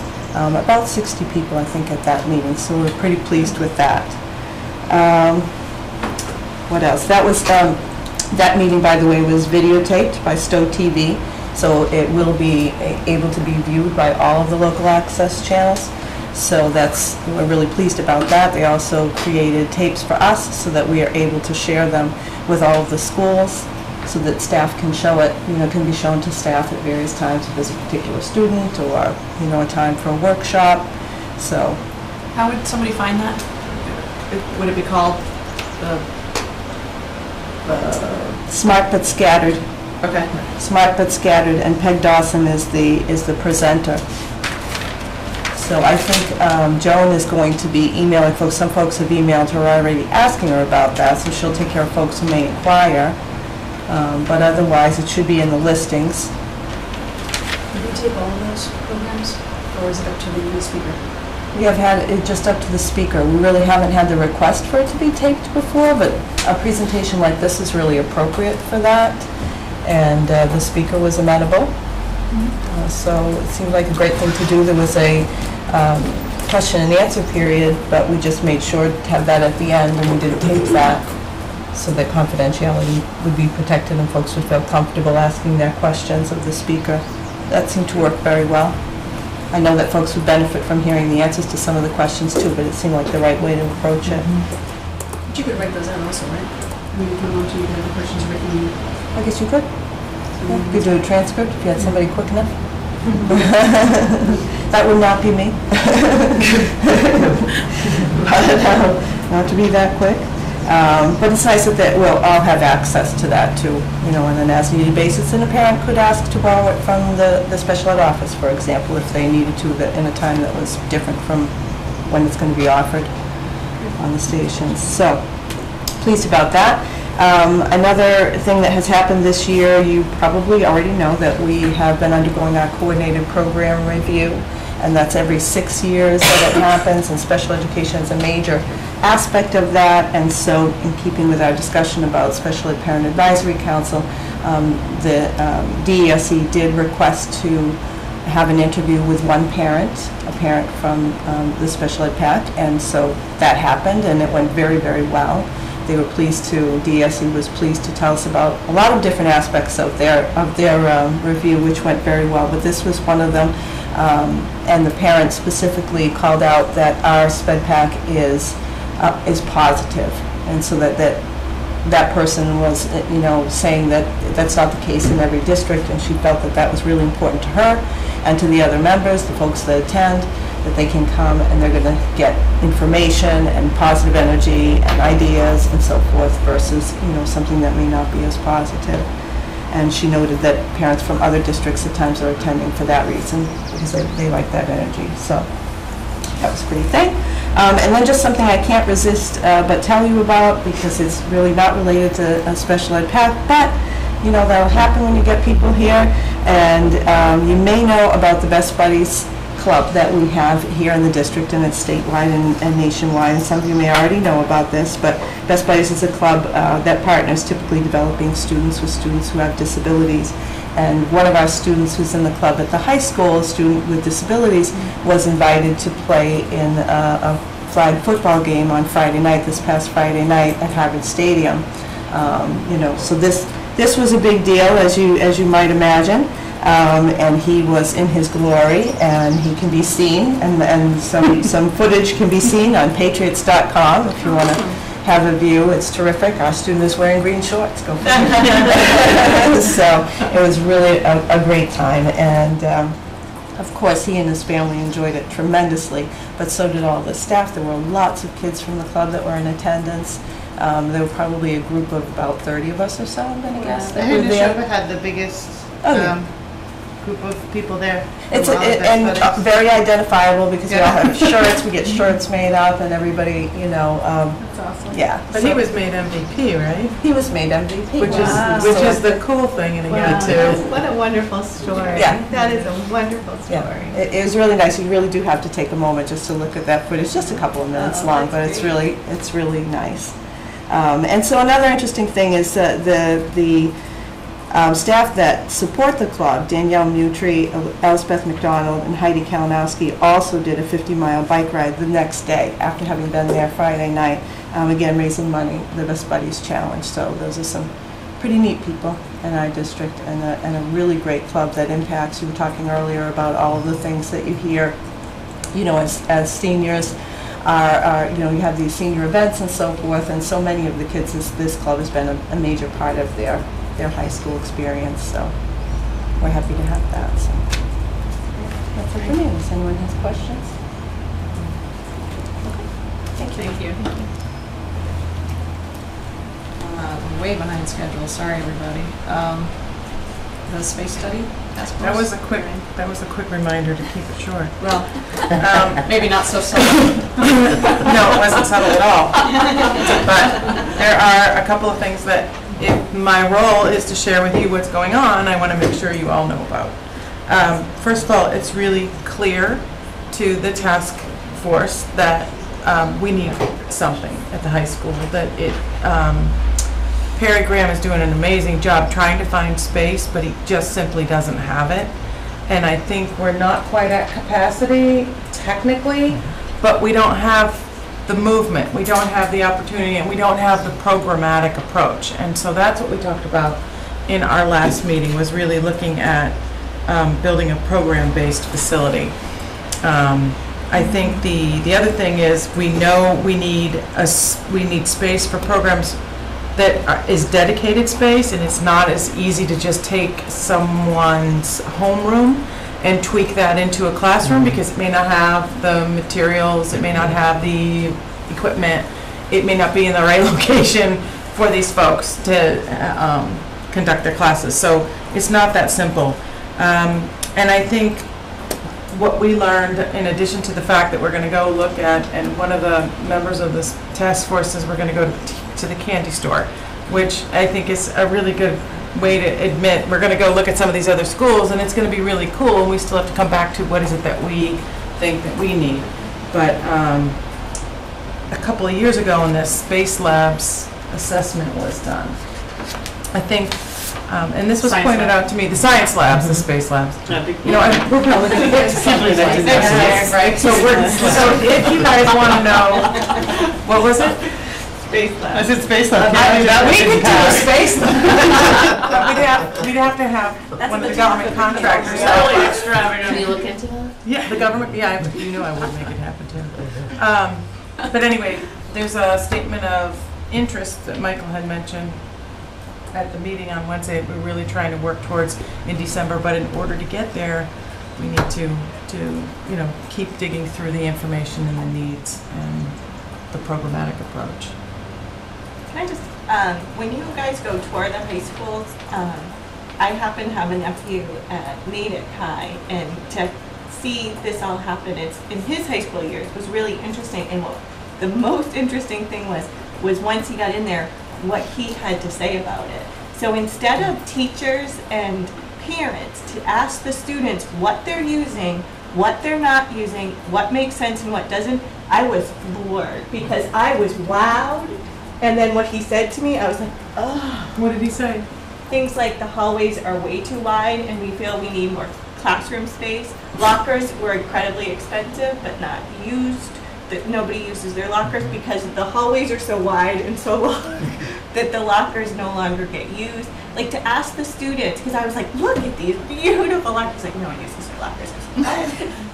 So to ask the kids what's actually happening with this new space, I think is really eye-opening. Because I liked the look of the lockers. So there's so much in the hallways. So I just wanted But to share that's that. a good point. That's a very good point. Absolutely. To maybe ask a couple. Yeah. It's To comment. I'm gonna let Michael do that. Can I just add something that I didn't have in my report because it's like breaking news, but we, as you recall, we applied it to MSBA for 2 smaller grants, emergency repair grants. We had one for the high school for our roof, which did not go any further, but the one for the boiler and heating system for here at Florence Sawyer and Emerson did get approved to be looked at, and the MSBA is voting tomorrow, so we're hopeful for a positive vote. I'm going to Boston. Nice. Just learned that today, so Great. look for a positive vote. Great. Were you done, Lorraine? Yeah, I'm done. Thanks. New business, the Substance Abuse Task Force. Yes, so there's a small task force at our high school, and they're meeting, and I'm going to be meeting with them next week in preparation for some things that I hope they'll be coming also on the 17th to this meeting, is to share with you some data. We talked about it a lot in terms of the survey that we do every 2 years, the Youth Risk Behavior Survey. That data is in your packet. It's I think a comprehensive survey that helps folks understand the nature of the questions that need to be asked about the different behaviors that exist for our adolescents. It's certainly, as with any kind of survey, you have to look at it over periods of time. You have to look at it in conjunction with other pieces of information that we want to look at in terms of local information. As Pat had said, this is a survey that we've been partnered with for a number of cycles. It's done with about 8 other schools that are party to the questions and look at the data as well.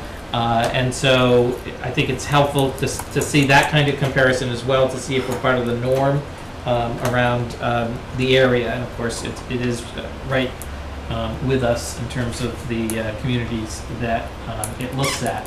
So you have it in front of you. I won't go into a lot of detail with it. You've seen this before, those of you who were on the committee when we presented the data a year ago, but so I wanted to refresh your memories around it. This is not the complete survey. I just pulled those that are related to drug and alcohol, and I included, I believe, tobacco as well, just so that you'd have it. So the survey is given at these grade levels, grade 6, grade 8, and then 9 through 12. You have data that looks at the aggregate for those who take the survey, and on some slides there's some state data that they have that's available as well. As you can see from the data, and this is pretty true across the board, with some few exceptions, that we mirror the aggregate pretty well across those communities that are surveyed. This was the impaired driver survey, where for the most part, obviously as kids get into those precarious years of the newest drivers, one wonders if that's who they're driving with, but roughly 1/4% say that they have ridden with an impaired driver, which is concerning. As we look at cigarette smoking, about 1/3 as you get into high school, into the senior class, so it increases over time. It's no particular progression, but certainly seems to take off, doubling almost at grade 10, and then grade 11 and grade 12 it stabilizes just under 31%.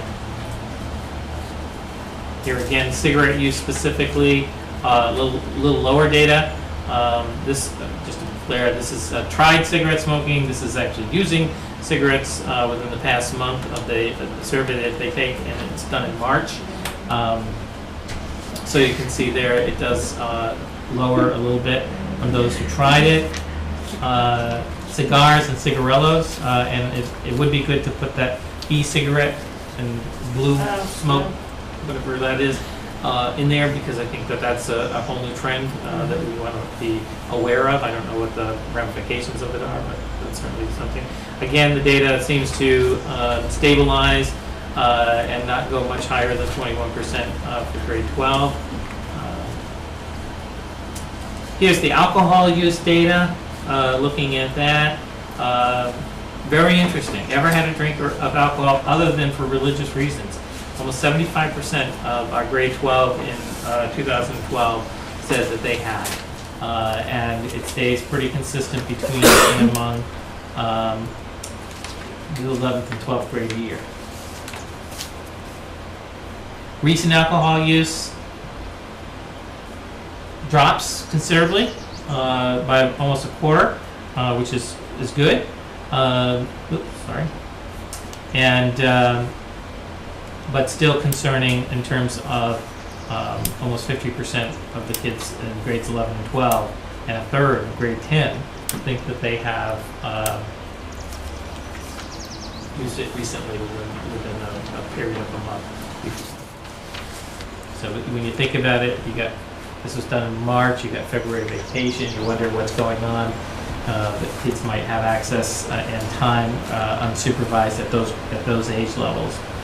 Binge drinking, which I don't know if they go into much detail defining that in the survey, but concerning, 35% of more than 1/3 at grade 12 say that they have experienced binge drinking within the past month of that. So again, one needs to look at that in terms of not just curriculum questions, but also looking at data around activities. Where are they that they have access to alcohol, and supervision questions around how they get that. And you said that was the past month. What month was that? So this is taken in March of 2012, so it's February vacation again. So that's the interesting piece about that. Attending parties in homes where alcohol use by teens is allowed. Now, does that imply that there was adult presence in the home as I think it opposed could to be houses inferred. where there was no adult presence? I think that's a piece that could be inferred. Certainly, it implies to me that somehow the student was able to at least arrange for the alcohol to be there, or let it be known that alcohol could be brought into the home, and that whether there was a parent there or not, it was going to be okay that they were able to consume it on the premises. So that's concerning. On the drug use, of course, now with the laws changing around drug use, the whole question becomes a little bit more murky. But still under 18, it's illegal for kids to be using it. But 56% say that they are they have used it by the time they reach grade 12. You know, and so this is great news. So, you know, where it goes all the way up to the 12th grade, you wonder what are they exposed to, what kind of events where it might be allowed to happen. Recent marijuana use, past month, again, a little higher than a third of our 12th graders, a third of our 11th graders have used marijuana within the past month. And as you can see, it really begins to double, and that would be a trend that I see in most of these slides, between the 10th or the 9th grade into the 11th and the 12th grade. So clearly, this is about maturing, this is about supervision, a sense of you know, allowing kids to have more independence at that age, which is very appropriate. The question is, are they prepared to make the right decisions and good decisions about the use of their time when they have that independence? Inhalants, interesting, you see it's just the opposite, very high or higher than grade 12. So whatever they're using as an inhalant, it's a small number, it's 5%, but it's good to know they grow out of that mystery or intrigue of what an inhalant can do by the time they get into the 12th grade. Cocaine, better results around this than alcohol and cigarettes, only 4%. So this is really, I think, good news when you think that roughly for this class it was roughly 240 students for grade 12 in that year. You know, we're not talking about very many individual students, but still one is too many. Prescription medication. So this is taking from someone else, probably within the home. This is concerning, right from grade 6 all the way on. That you know, while the percentage isn't large, it doubles between grade 6 and grade 12.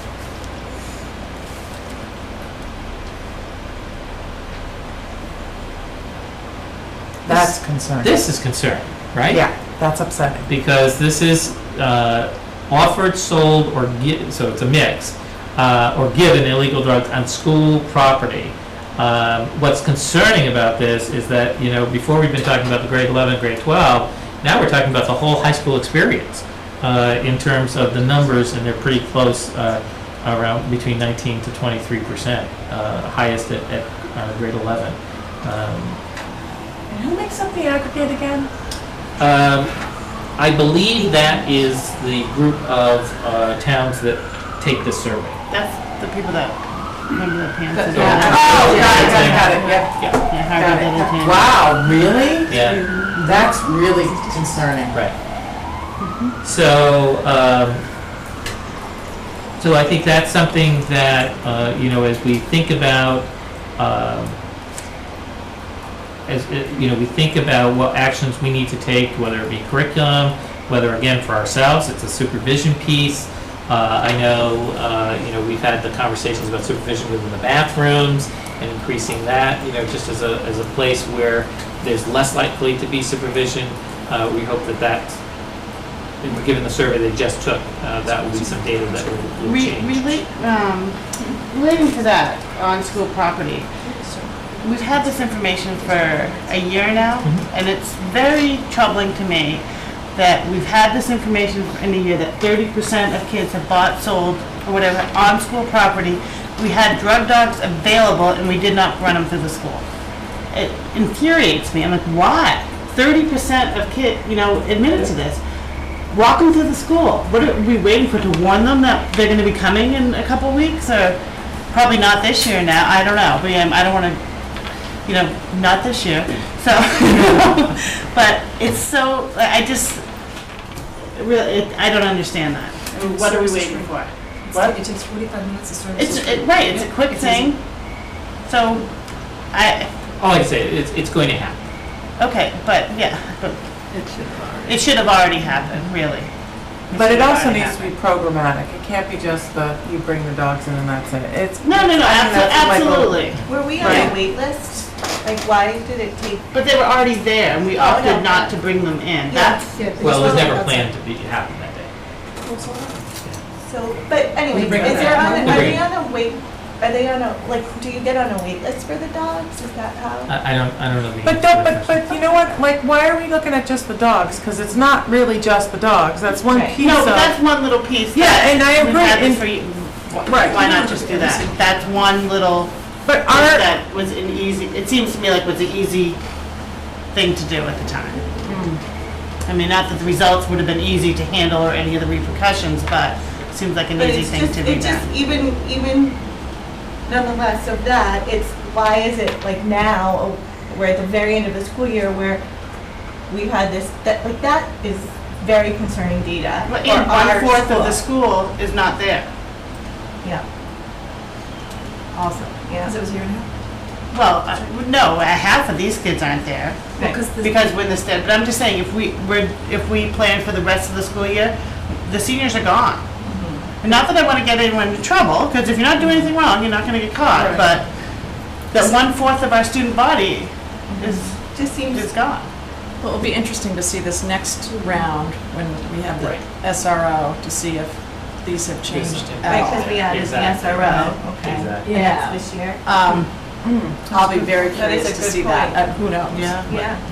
If it's worse or better. Right. when is the discussion on the SRO expansion of that role happening or not? But we're just now ready to launch the survey to evaluate the position. So as soon as we get that data back, we'll be talking more about And who's being surveyed? it. We're going to do staff and students right now. And who wrote the survey? Well, I started it, it's right off from the job description, Chief Alfano is, and Dr. Graham. Can we see it before it goes up? It's actually just going, it's just a rework of the job description.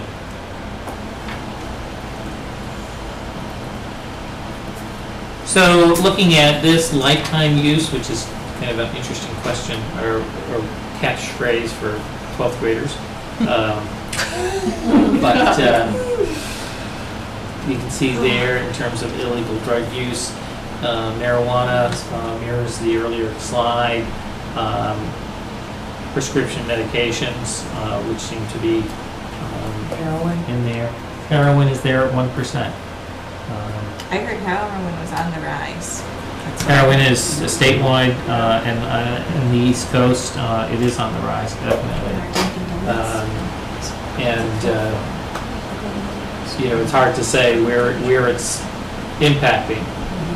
But if we know, I mean, we can't, but if we know that kids or people who use heroin generally are led there through prescription medication, and wasn't that one of the ones that was on the rise? Definitely. This again will be an interesting one to see the change. Exactly. Because this was 2012 data. Right. So we're, And when will we have the next? I think What did you just? I think she said in the fall. yeah, late October will be when you'll. It was administered this spring, we'll have the results. Is there a way for us to, I know the people the Emerson who gives out the survey only does it every 2 years. Is there any way we can just duplicate the survey and do it every year? Because by the time we get the results, like these kids right now that we're doing, there's, freshmen, sophomores in college or working or whatever. So I don't know if we can Mimic well, just because we want to do it the same so we can compare the results to see Yep. where we Yep. need help and where we don't. But I didn't know if we could just do it on our own. We could certainly mirror some of the questions and so forth. I'm not sure because it's a. Right, and I think our goal is is to find out where our students Right. are troubled, help them. I'm not want to present it as I feel like I'm saying that just catch them, but no, Yeah. we want to get our students while they're here so we can hopefully rehabilitate them and get them on a better path. Right. Yeah, no doubt that the issues that are raised, and even the data around the offering while on school property, the number of discipline events related to drugs is very small at our high school. So if it's happening at those times where it's around the edges of beginning or ending of school, those bathroom breaks, that are unsupervised. We've got to take a look at how we can break that cycle in terms of our own organization. This goes into more detail, and just given the amount of time. The reason I just want to give you this data so that you had it. Some of you weren't here when we originally presented it. This is interesting. The highest one, 75% among those who smoked cigarettes recently, who drank alcohol recently, and this is of 8th graders within the past year of that year. Again, we talk about our kids, but we really need to be reaching out to our parents and our families and be asking, what can we do to help you understand what the impact of some decisions within homes are that could change that. We've certainly, in my experience working with families, you get everything from the very strict to the very laissez-faire, and you've got to wonder how to impact those kinds of decision making. 87% grades 9 through 12, so we go from 8th grade at 75% to 87% say they had alcohol and cigarette use 9 through 12 combined.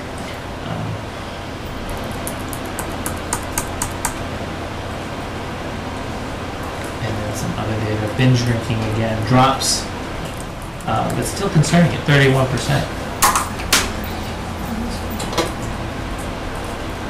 So what's the plan for that one slide that makes everyone's stomach turn? There's a lot of them, but yeah, that one that's the most egregious because it's happening in school. Because we can say, it's your responsibility, parents, community, to help your kids, but the truth is that a lot of the responsibility is going to fall on the school's shoulders. Right. So what are we doing? Well, certainly we added the SRO, which I think is a big piece of that question about what are we doing. I think the conversation's more about supervision on a regular basis by all of our staff, so that, because that person, the SRO is only one person. What I'm very impressed about is that our teachers, especially, and I think all the schools, but most recently just heard an anecdotal conversation about how different sort of telephone, the game telephone, just how teachers are so in tune to listening to what's going on, amongst the kids just sitting in the cafeteria, and how they were able to respond within a very short period of time on what could have been a much more challenging situation had they not interceded. And that's the way it works in high schools. You've got to work based on communication, and people are very forthright. Both our kids and our adults are very forthright to act when they have information. So it's helpful. If a student or a teacher thinks a child is on drugs in the school, what happens? It gets reported. Reported to whom and what happens? Whichever administrator gets it. It's reported down to the office. Do you try to help them, or do you? What's that? So if boy B goes and he says that he's high, he gets sent to the office, and boy B says he used Benadryl before he came to school. What happens? Depends on what the impact of the drug is. Most likely he's going to go to the nurse's office, and he's going to be sent out for the day. What if they come to school every day and they say they're on Benadryl? Well, then some conversation's going to happen with the family to find out why that's happening. And the reason we don't do drug testing is because it's either too costly or not legal with younger kids. What's both? The not legal part. The not legal part. So if the kid is sent back to class and the teacher's told the kid's on Benadryl, and the teacher doesn't feel that they are, and they feel that they're disruptive, do they send them back down to the nurse? If they're disruptive, probably What then if they're just back to the sleeping? office. What's that? What if they're just sleeping on their desk? I'm asking because you hear things. Sure. And I hear that the way that the kids get out of any ramifications is say, I took Benadryl this morning. And it's like a theme in the high school. So I don't know if it's true. Yeah. But I've heard I've it heard that. from many people. There's a Benadryl issue. There's not a drug issue. I'll ask about that one. That's a new one. So stinking naive. Yeah. That's what I heard. It's not really Benadryl. So I think maybe we should ask around about Benadryl. Yeah. So I give this to you so that you have it as a precursor to the conversation, hopefully on the 17th, by the Substance Abuse Task Force. Again, that's been binge drinking, recent alcohol abuse.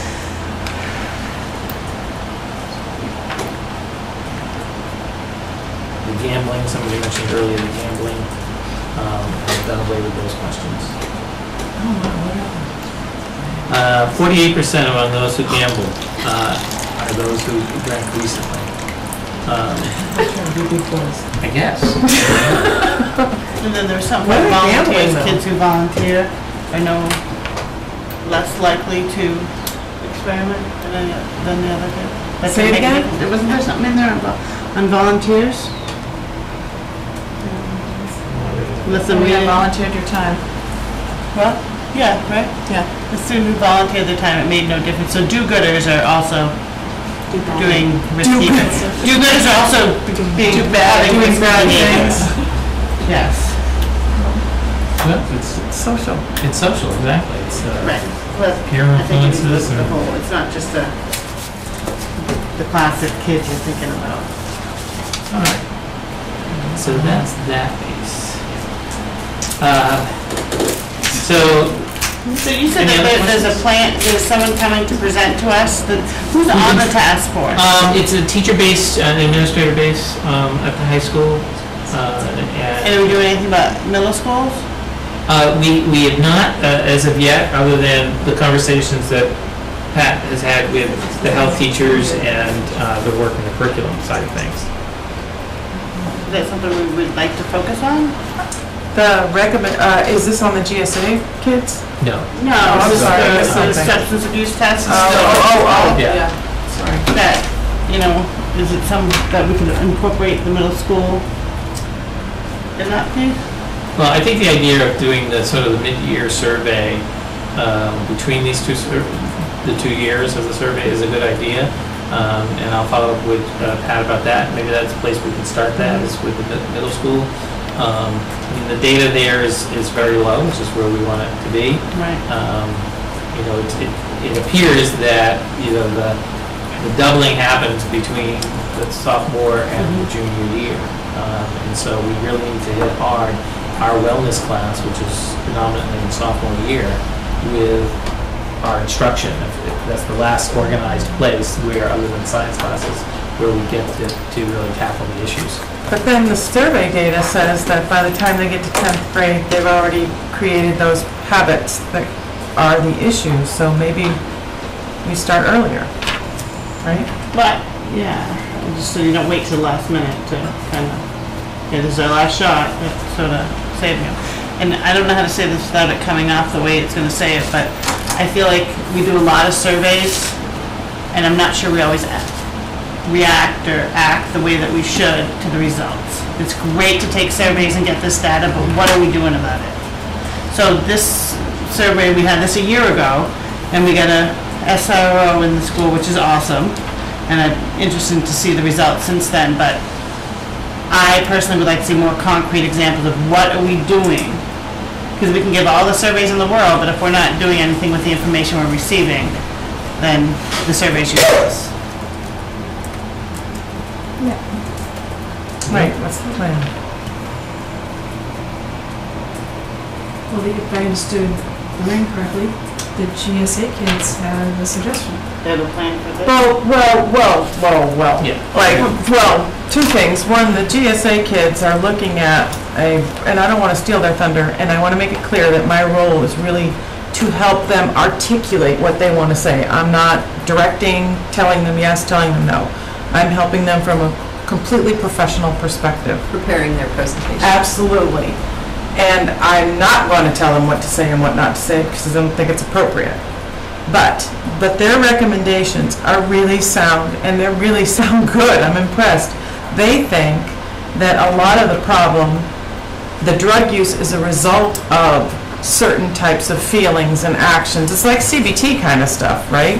And what they think is, you know, if you can influence them in the middle school and then influence kids in the high school as well, it's like a two-tiered thing rather than we need someone to come and speak to us once a year. They have some good suggestions, and they're kind of massaging them a little bit more now for the audience. And I don't think it's fair to hang a solution to this problem on that presentation and recommendation that the GSA kids are preparing, but I think that they're on to something. It's a different perspective. It's a different perspective, but it's a much more proactive, contemporary approach. I love the kids' perspective. That's what It's really, yeah. Because they're really in the thick of it. Right. They see it. They see it, and they said that, We're ever gonna see right, it. and their thought is, if we can curb this, or if we can impact this and this and this, at these 3 points, we can reduce this. But they need to speak to you. Right. And I think we discussed last time when we had the survey results that I think there was a big jump in junior year. And I think most of you agree that that's a really stressful year. Yeah. I mean, there's a lot going on. There's a huge transition from sophomore year, and then it's, you know, poor kids, this is your future, this is it. Let's go up this year. But I just think, you know, even general stress management and ways that we can help all our students with that too. Never mind the regular things for, you know, I'll wrap it up because we're going really late. Madam Chair, we have some guests here to talk about the kindergarten piece. Okay, yeah. I was wondering if we could take things out of order to respect their willingness. I think they've been waiting for a bit. Yes. Well, seeing as how we're late, we're past Yeah. the recommended time. so- Yes, we're absolutely, I think we've been late from the get-go tonight, which we're not usually, but unfortunately today we are. Yes, would you like to Sure, so. lead that discussion? That'd be great, thank you. So I'd like to introduce Cynthia Maxfield, and she's our early child coordinator, and introduce our teachers, and I think Sean O'Shea has stayed because they're his teachers from Mary Rowlandson School, so I'll turn it over to you. Yeah, come on up. I'll say that here to support, but here to give you things to share.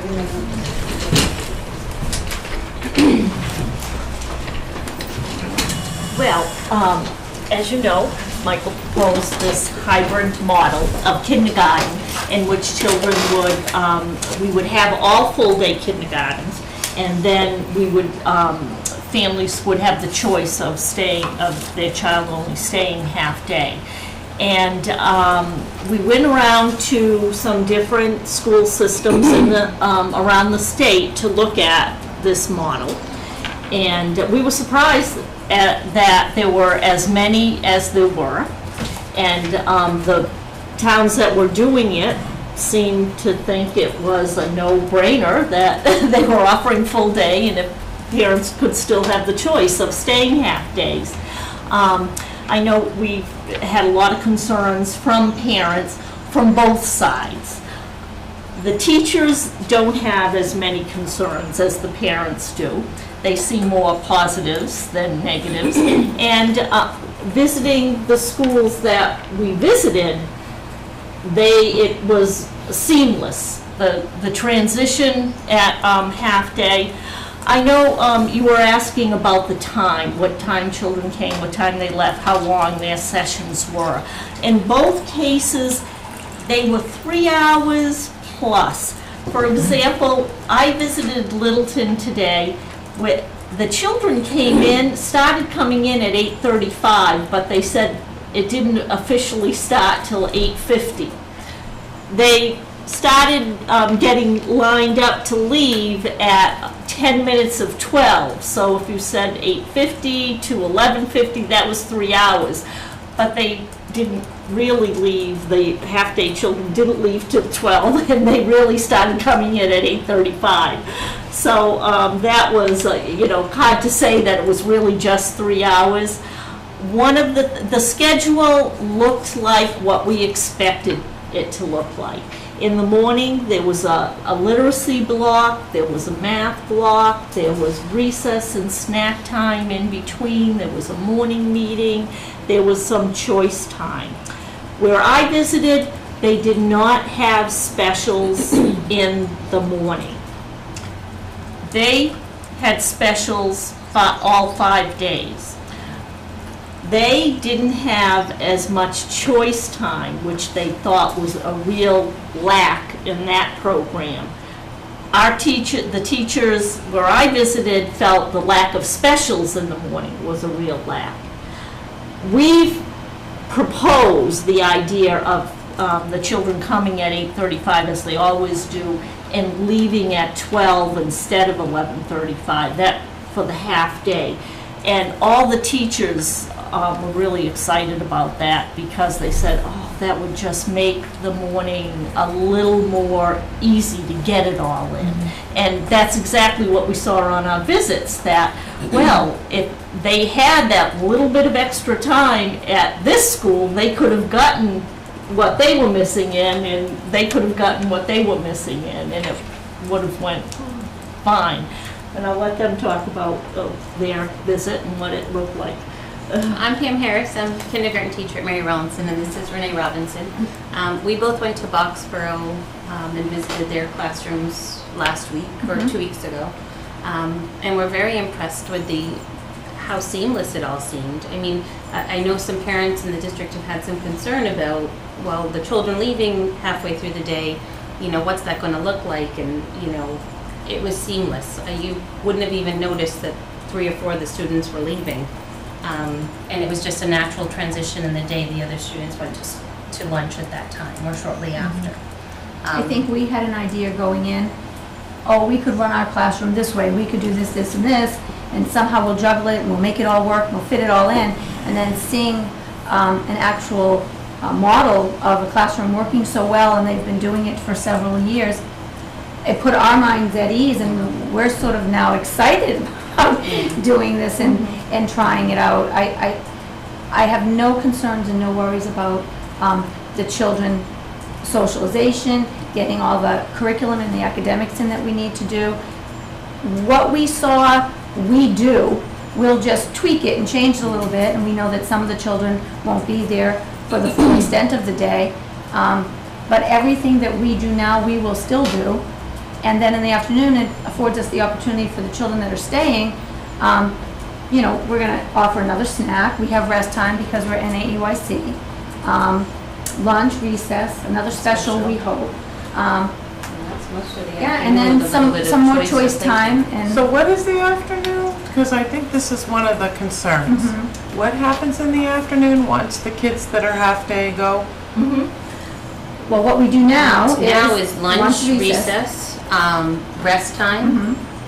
We want to incorporate an afternoon snack, Yep. perhaps next year. And now we have one afternoon center rotation, but we'd still have those type of activities out for the kids that stayed all day. I mean, So it's if you went to nothing one center, new. maybe you'd go to a different Yeah, one. if you nothing were still new there. would be introduced, Right. but it would be just practicing addition or practicing writing or practicing sight words. Which is what we saw in Another Boxborough, opportunity. and it worked well. And it was math games, ELA games were out, opportunities for some, maybe art enrichment. They were doing a little painting project that afternoon. They happened to be, that could be a choice that they could do.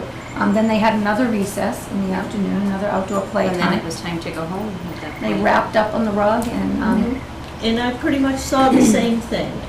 In the afternoon, they had lunch and recess and rest time. And then they had a choice time, and that choice time is when children had a choice of going to the different centers. Some of them were established maybe for the week in the classroom, but some, the teacher put things on tables, which again were a math game, a ELA game. There was an art project. I was very impressed at the science center that she had in the classroom, and I know the teachers' concerns, they've echoed it here. The teachers I talked to, they echoed the same things our teachers were saying about, we're worried about not being able to get enough science and social studies in. And I said, but I saw it. It looked great. They had a science center, and they had a shape museum there. And the children had a choice. During choice time, they could go to that area, and the teacher was mingling among the different areas. This was in the afternoon when they had a long choice time, and she was asking the children questions at the science center. And I thought, oh, that's a great way to get it in without feeling like you need to have a block of science time.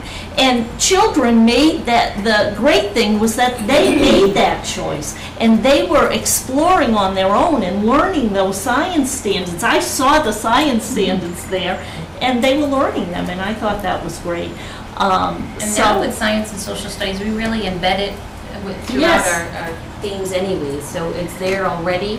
I mean, it can certainly, you can spend more time on it in the afternoon, given some, free choice time and other opportunities, but.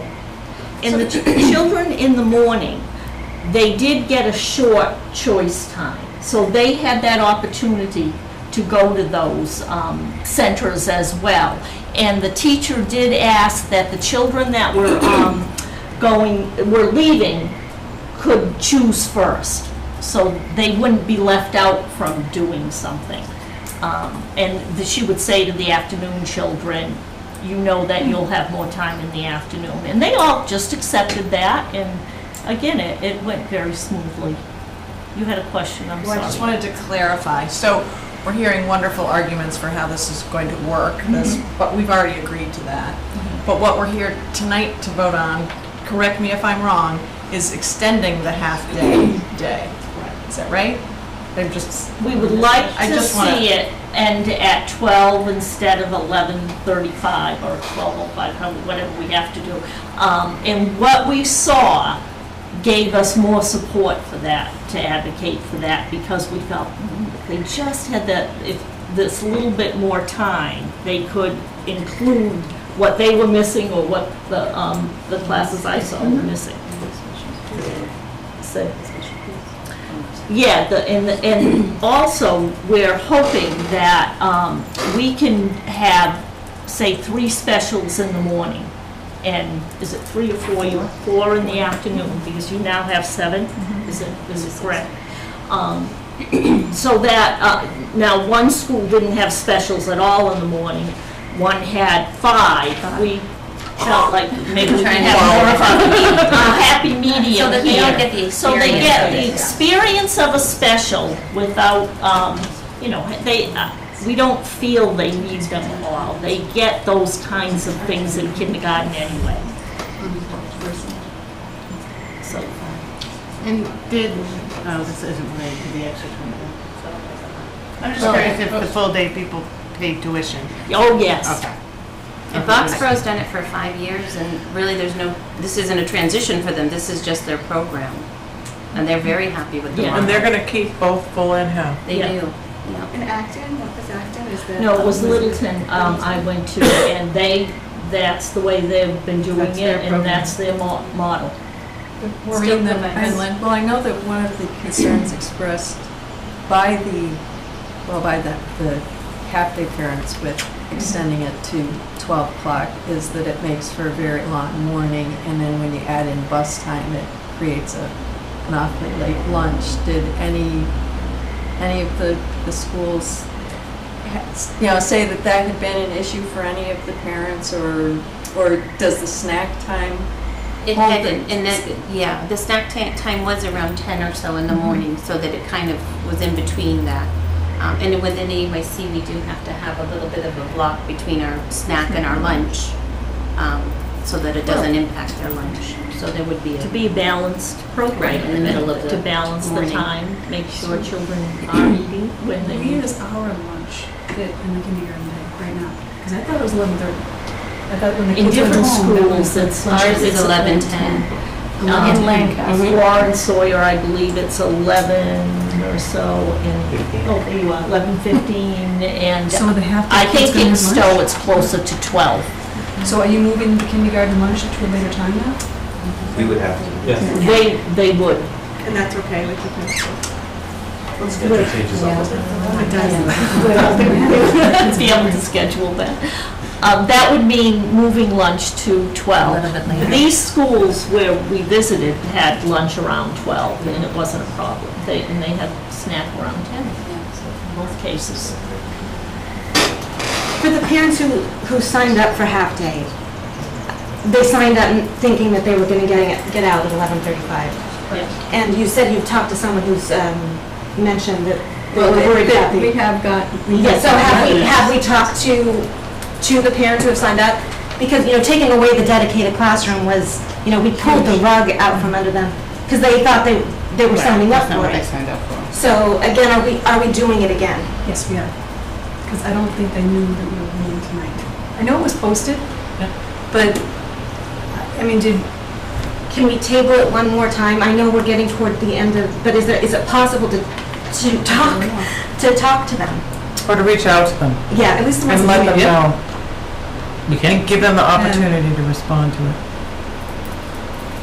I mean, there were quite a few of them here when we began talking about extending to, so I don't think it's any secret that it was eventually going to come back for a vote.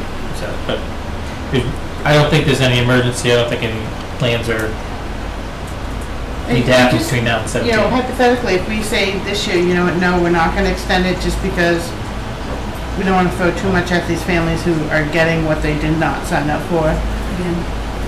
But It doesn't mean we can't say next year, you know what, half day ends at 12 o'clock. And then they'll know. Lots of parents or that would want whatever. it. If I was a Right. half-day parent and I heard the teachers researched it and Right. feel comfortable with it and support this plan, I think as a mother of a new school-age student, I would support my teacher's experience. I think that because they eat so early, I would want to see the plan. Because I wouldn't want my kid eating and then going home, because that's a waste of time. They're not eating. Right now, the kindergarten schedule has them eating at 11:10. No, they don't. It's going to change. They're changing. It hasn't been changed. No, they already It know. changes every year, though. Yeah. It changes all the They're time. changing lunch so that they won't It eat depends on the lunch building. after school. Oh my gosh.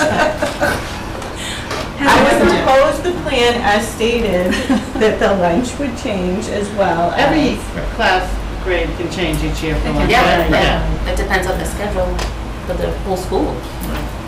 But so much is Probably the changed. number of students in the grade and all that. Well, this gets into an interesting issue because parents never get to vote on issues like this, like what time their kids will have lunch. Or what, how many minutes they get for specials. I mean, we don't ever vote on that. So why all of a sudden we feel like this is something we should be voting on, I'm a little confused about. But, I mean. I think the communication What- just to start was, When they signed up, did it honestly say though, it's They were from this leaving time? 11:35. So when they sent the check in? They don't send a check. At some point, we have to rely on our teachers and our administrators to make the best decisions for I our agree with kids. that.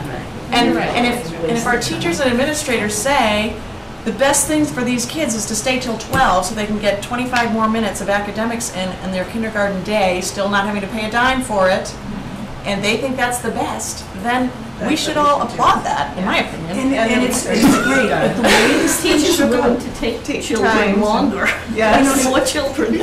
the work that they did was great. Depends on the But the group. way they set it up is it wasn't what they signed up for, and we changed it in the middle. I mean, we went through this whole thing, the lottery, the whole bit.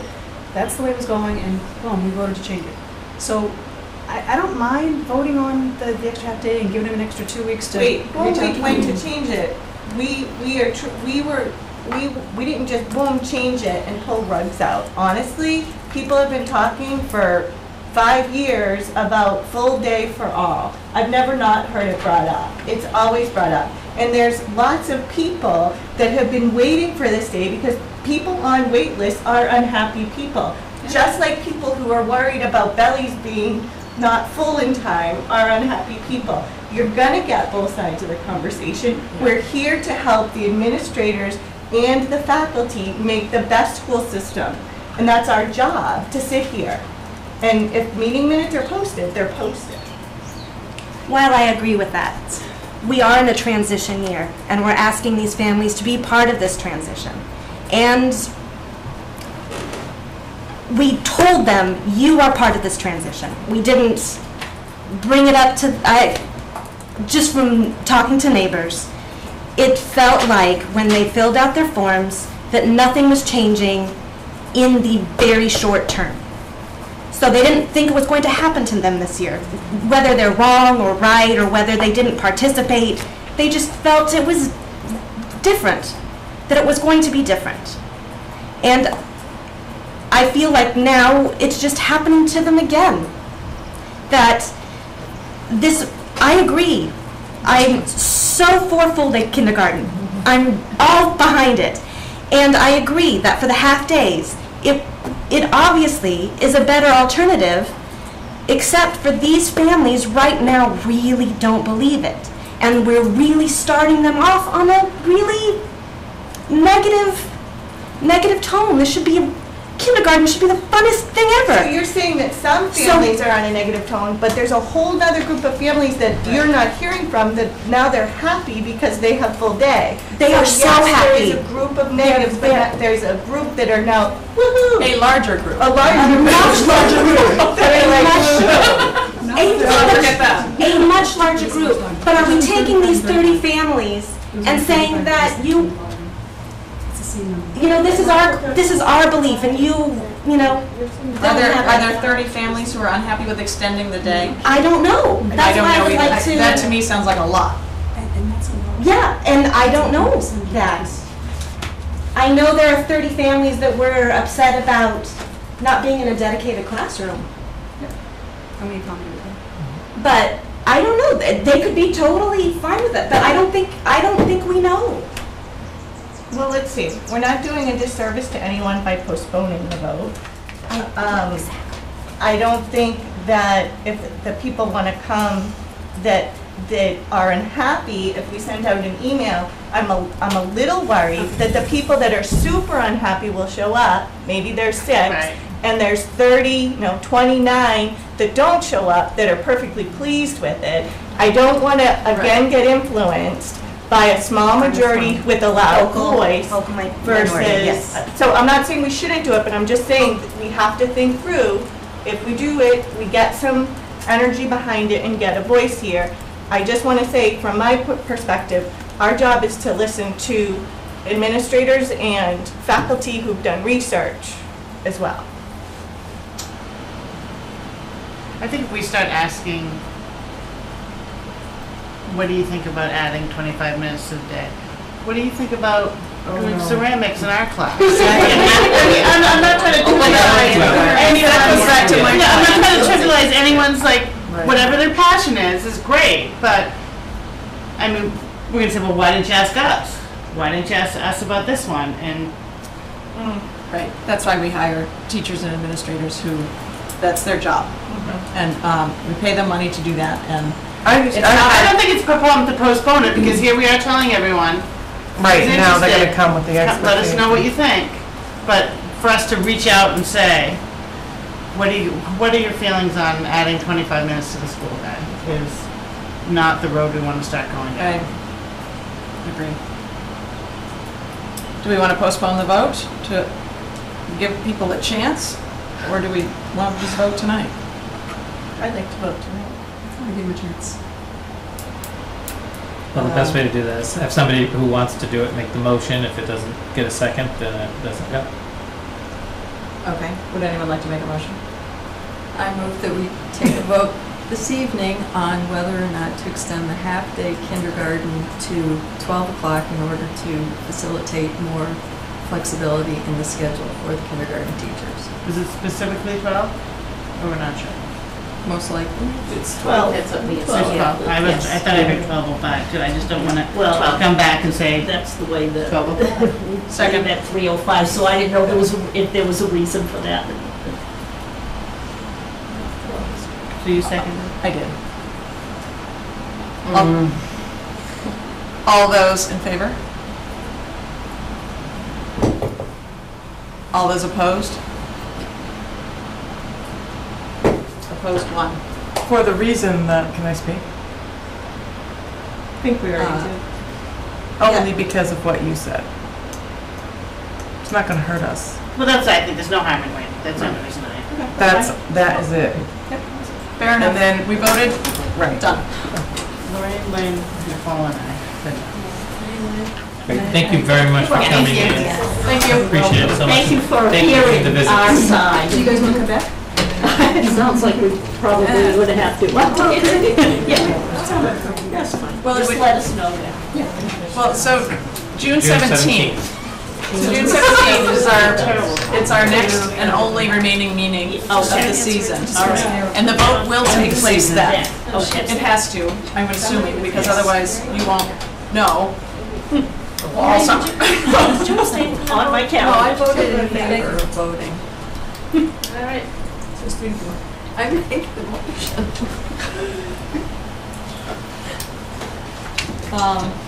Okay, so let's see.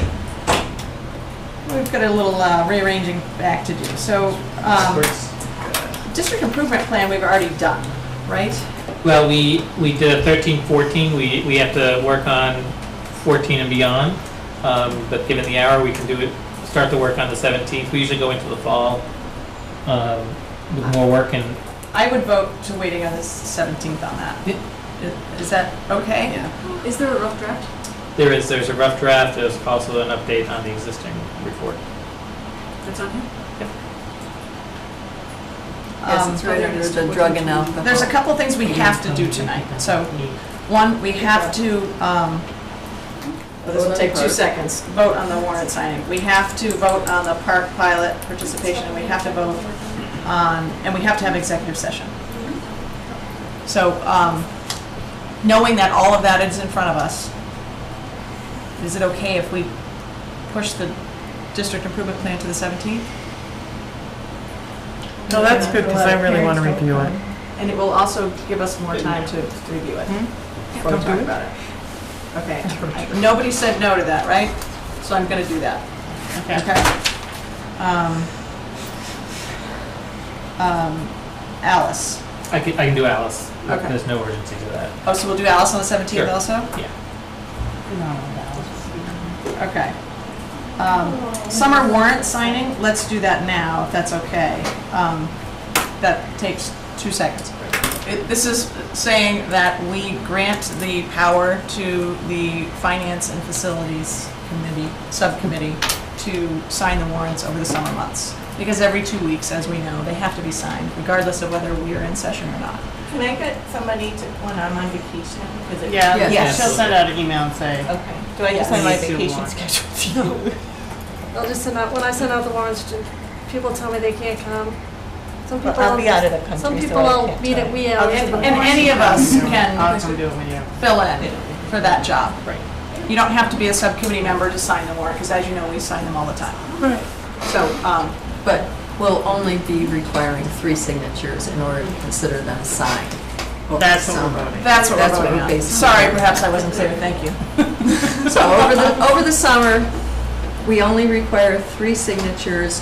The responsibility goes to finance and facilities, but since we have lives too and may be out of town, Come on. other members of school committee can fill Fill their in. place. Is that a motion? Do we have to make? Somebody needs to make it. I move that over the summer months, the school committee authorize the finance and facilities subcommittee or their designees to sign the warrants and to consider them signed as long as we have at least 3 signatures for any 2-week period. All those in favor? So when do the new committees go into effect? Next fall, right? In the fall? Yes. that works for me. In the fall, yes. Okay, that works for me.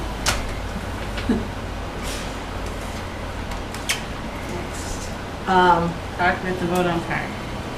Now we have to vote on park. Michael, would you like to? Just as a review, we talked about this a little bit at our last meeting. Park is the pilot assessment that the state is looking at to replace MCAS. It's definitely, next year, they're looking for direct volunteers. They're not choosing them. After evaluating the status of our digital learning practices, as well as where we are with other initiatives within the district, it's my recommendation that we not participate in the pilot for next year. I've talked to the Teachers Association, they're in concurrence with this recommendation, and I think it's just, it's not something that I feel any urgency to be a part of. We'll be able to jump onto whatever assessment system they vote for in the fall of 2015, and we'll be ready. That's great. I totally agree. That's great. I do too. 100%. I suppose we need a motion. What does Park do to our, they were always showing MCAS and they rate, what does that do to us? What? When we change them, when we look at the MCAS scores, they rate us and say you have to jump up so much, you have to improve or whatever. Well, Does that get they'll use the same growth model formula that MCAS uses. The terminology may change, but they will have a transition chart, lexicon, to help people see, how they will go through. But there will be 5 levels of accountability in Park, just as there are in MCAS. Make that motion.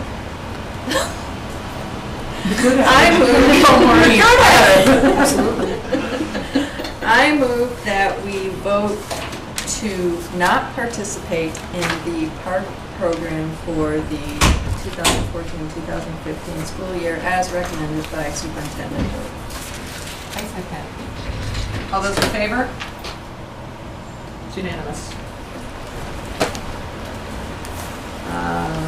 Okay, kindergarten we're postponing. Anybody have future meeting agenda items? I know we have one that we've already talked about. I'm sorry, what did you say? We've tabled the district improvement plan, Alice, and vote on kindergarten times for the next meeting. Right, correct. And we've talked about the GSA presentations. Anything else? Did you get like a pizza party or anything? Yeah, Michael, you buying us pizza? I'll buy you pizza. No. I would be here. Just wondering. For what? We'll mail it to you. On the 17th. DJ coupon. You can drop a slice off my house. I'll be getting home like 10 o'clock. Citizens' comments? So actually, just a quick question. Yeah. Anybody know where tomorrow night's Tri-Town meeting is? Stowe. Oh, it is in Stowe. So they'd have the agenda. I can mail it to you. It's on in the outdoor to the town hall, and there are those in bulletin board. Oh, I'm not gonna walk up there. And I'll mail it to you when I get home. Oh, thank you, Mom. And then, last but not least, we need to go into executive session to talk about Unit A negotiations. Are you doing citizens' comments? Sure, you just did. Oh, I'm sorry, I didn't hear you. I'm sorry. That's okay. So we'll need a motion for that, and only Maureen knows how to do that. I move that we go into executive session for the purpose of discussing Unit A contract negotiations, and that in addition to the school committee, we allow Superintendent Wood and Administrative Assistant Alita Masterson to attend the meeting. And at the conclusion of our executive session, we will return to our regular meeting for the sole purpose of adjourning that meeting, and no further business will be conducted at that time. Second. We have to roll call this. Kathy? Aye. Yes. Ira, yes, so fine. Lynn? Yes. Yes. Yes. Yes. Yes. Yes. Thank you. Thanks for coming. Thank you, good night.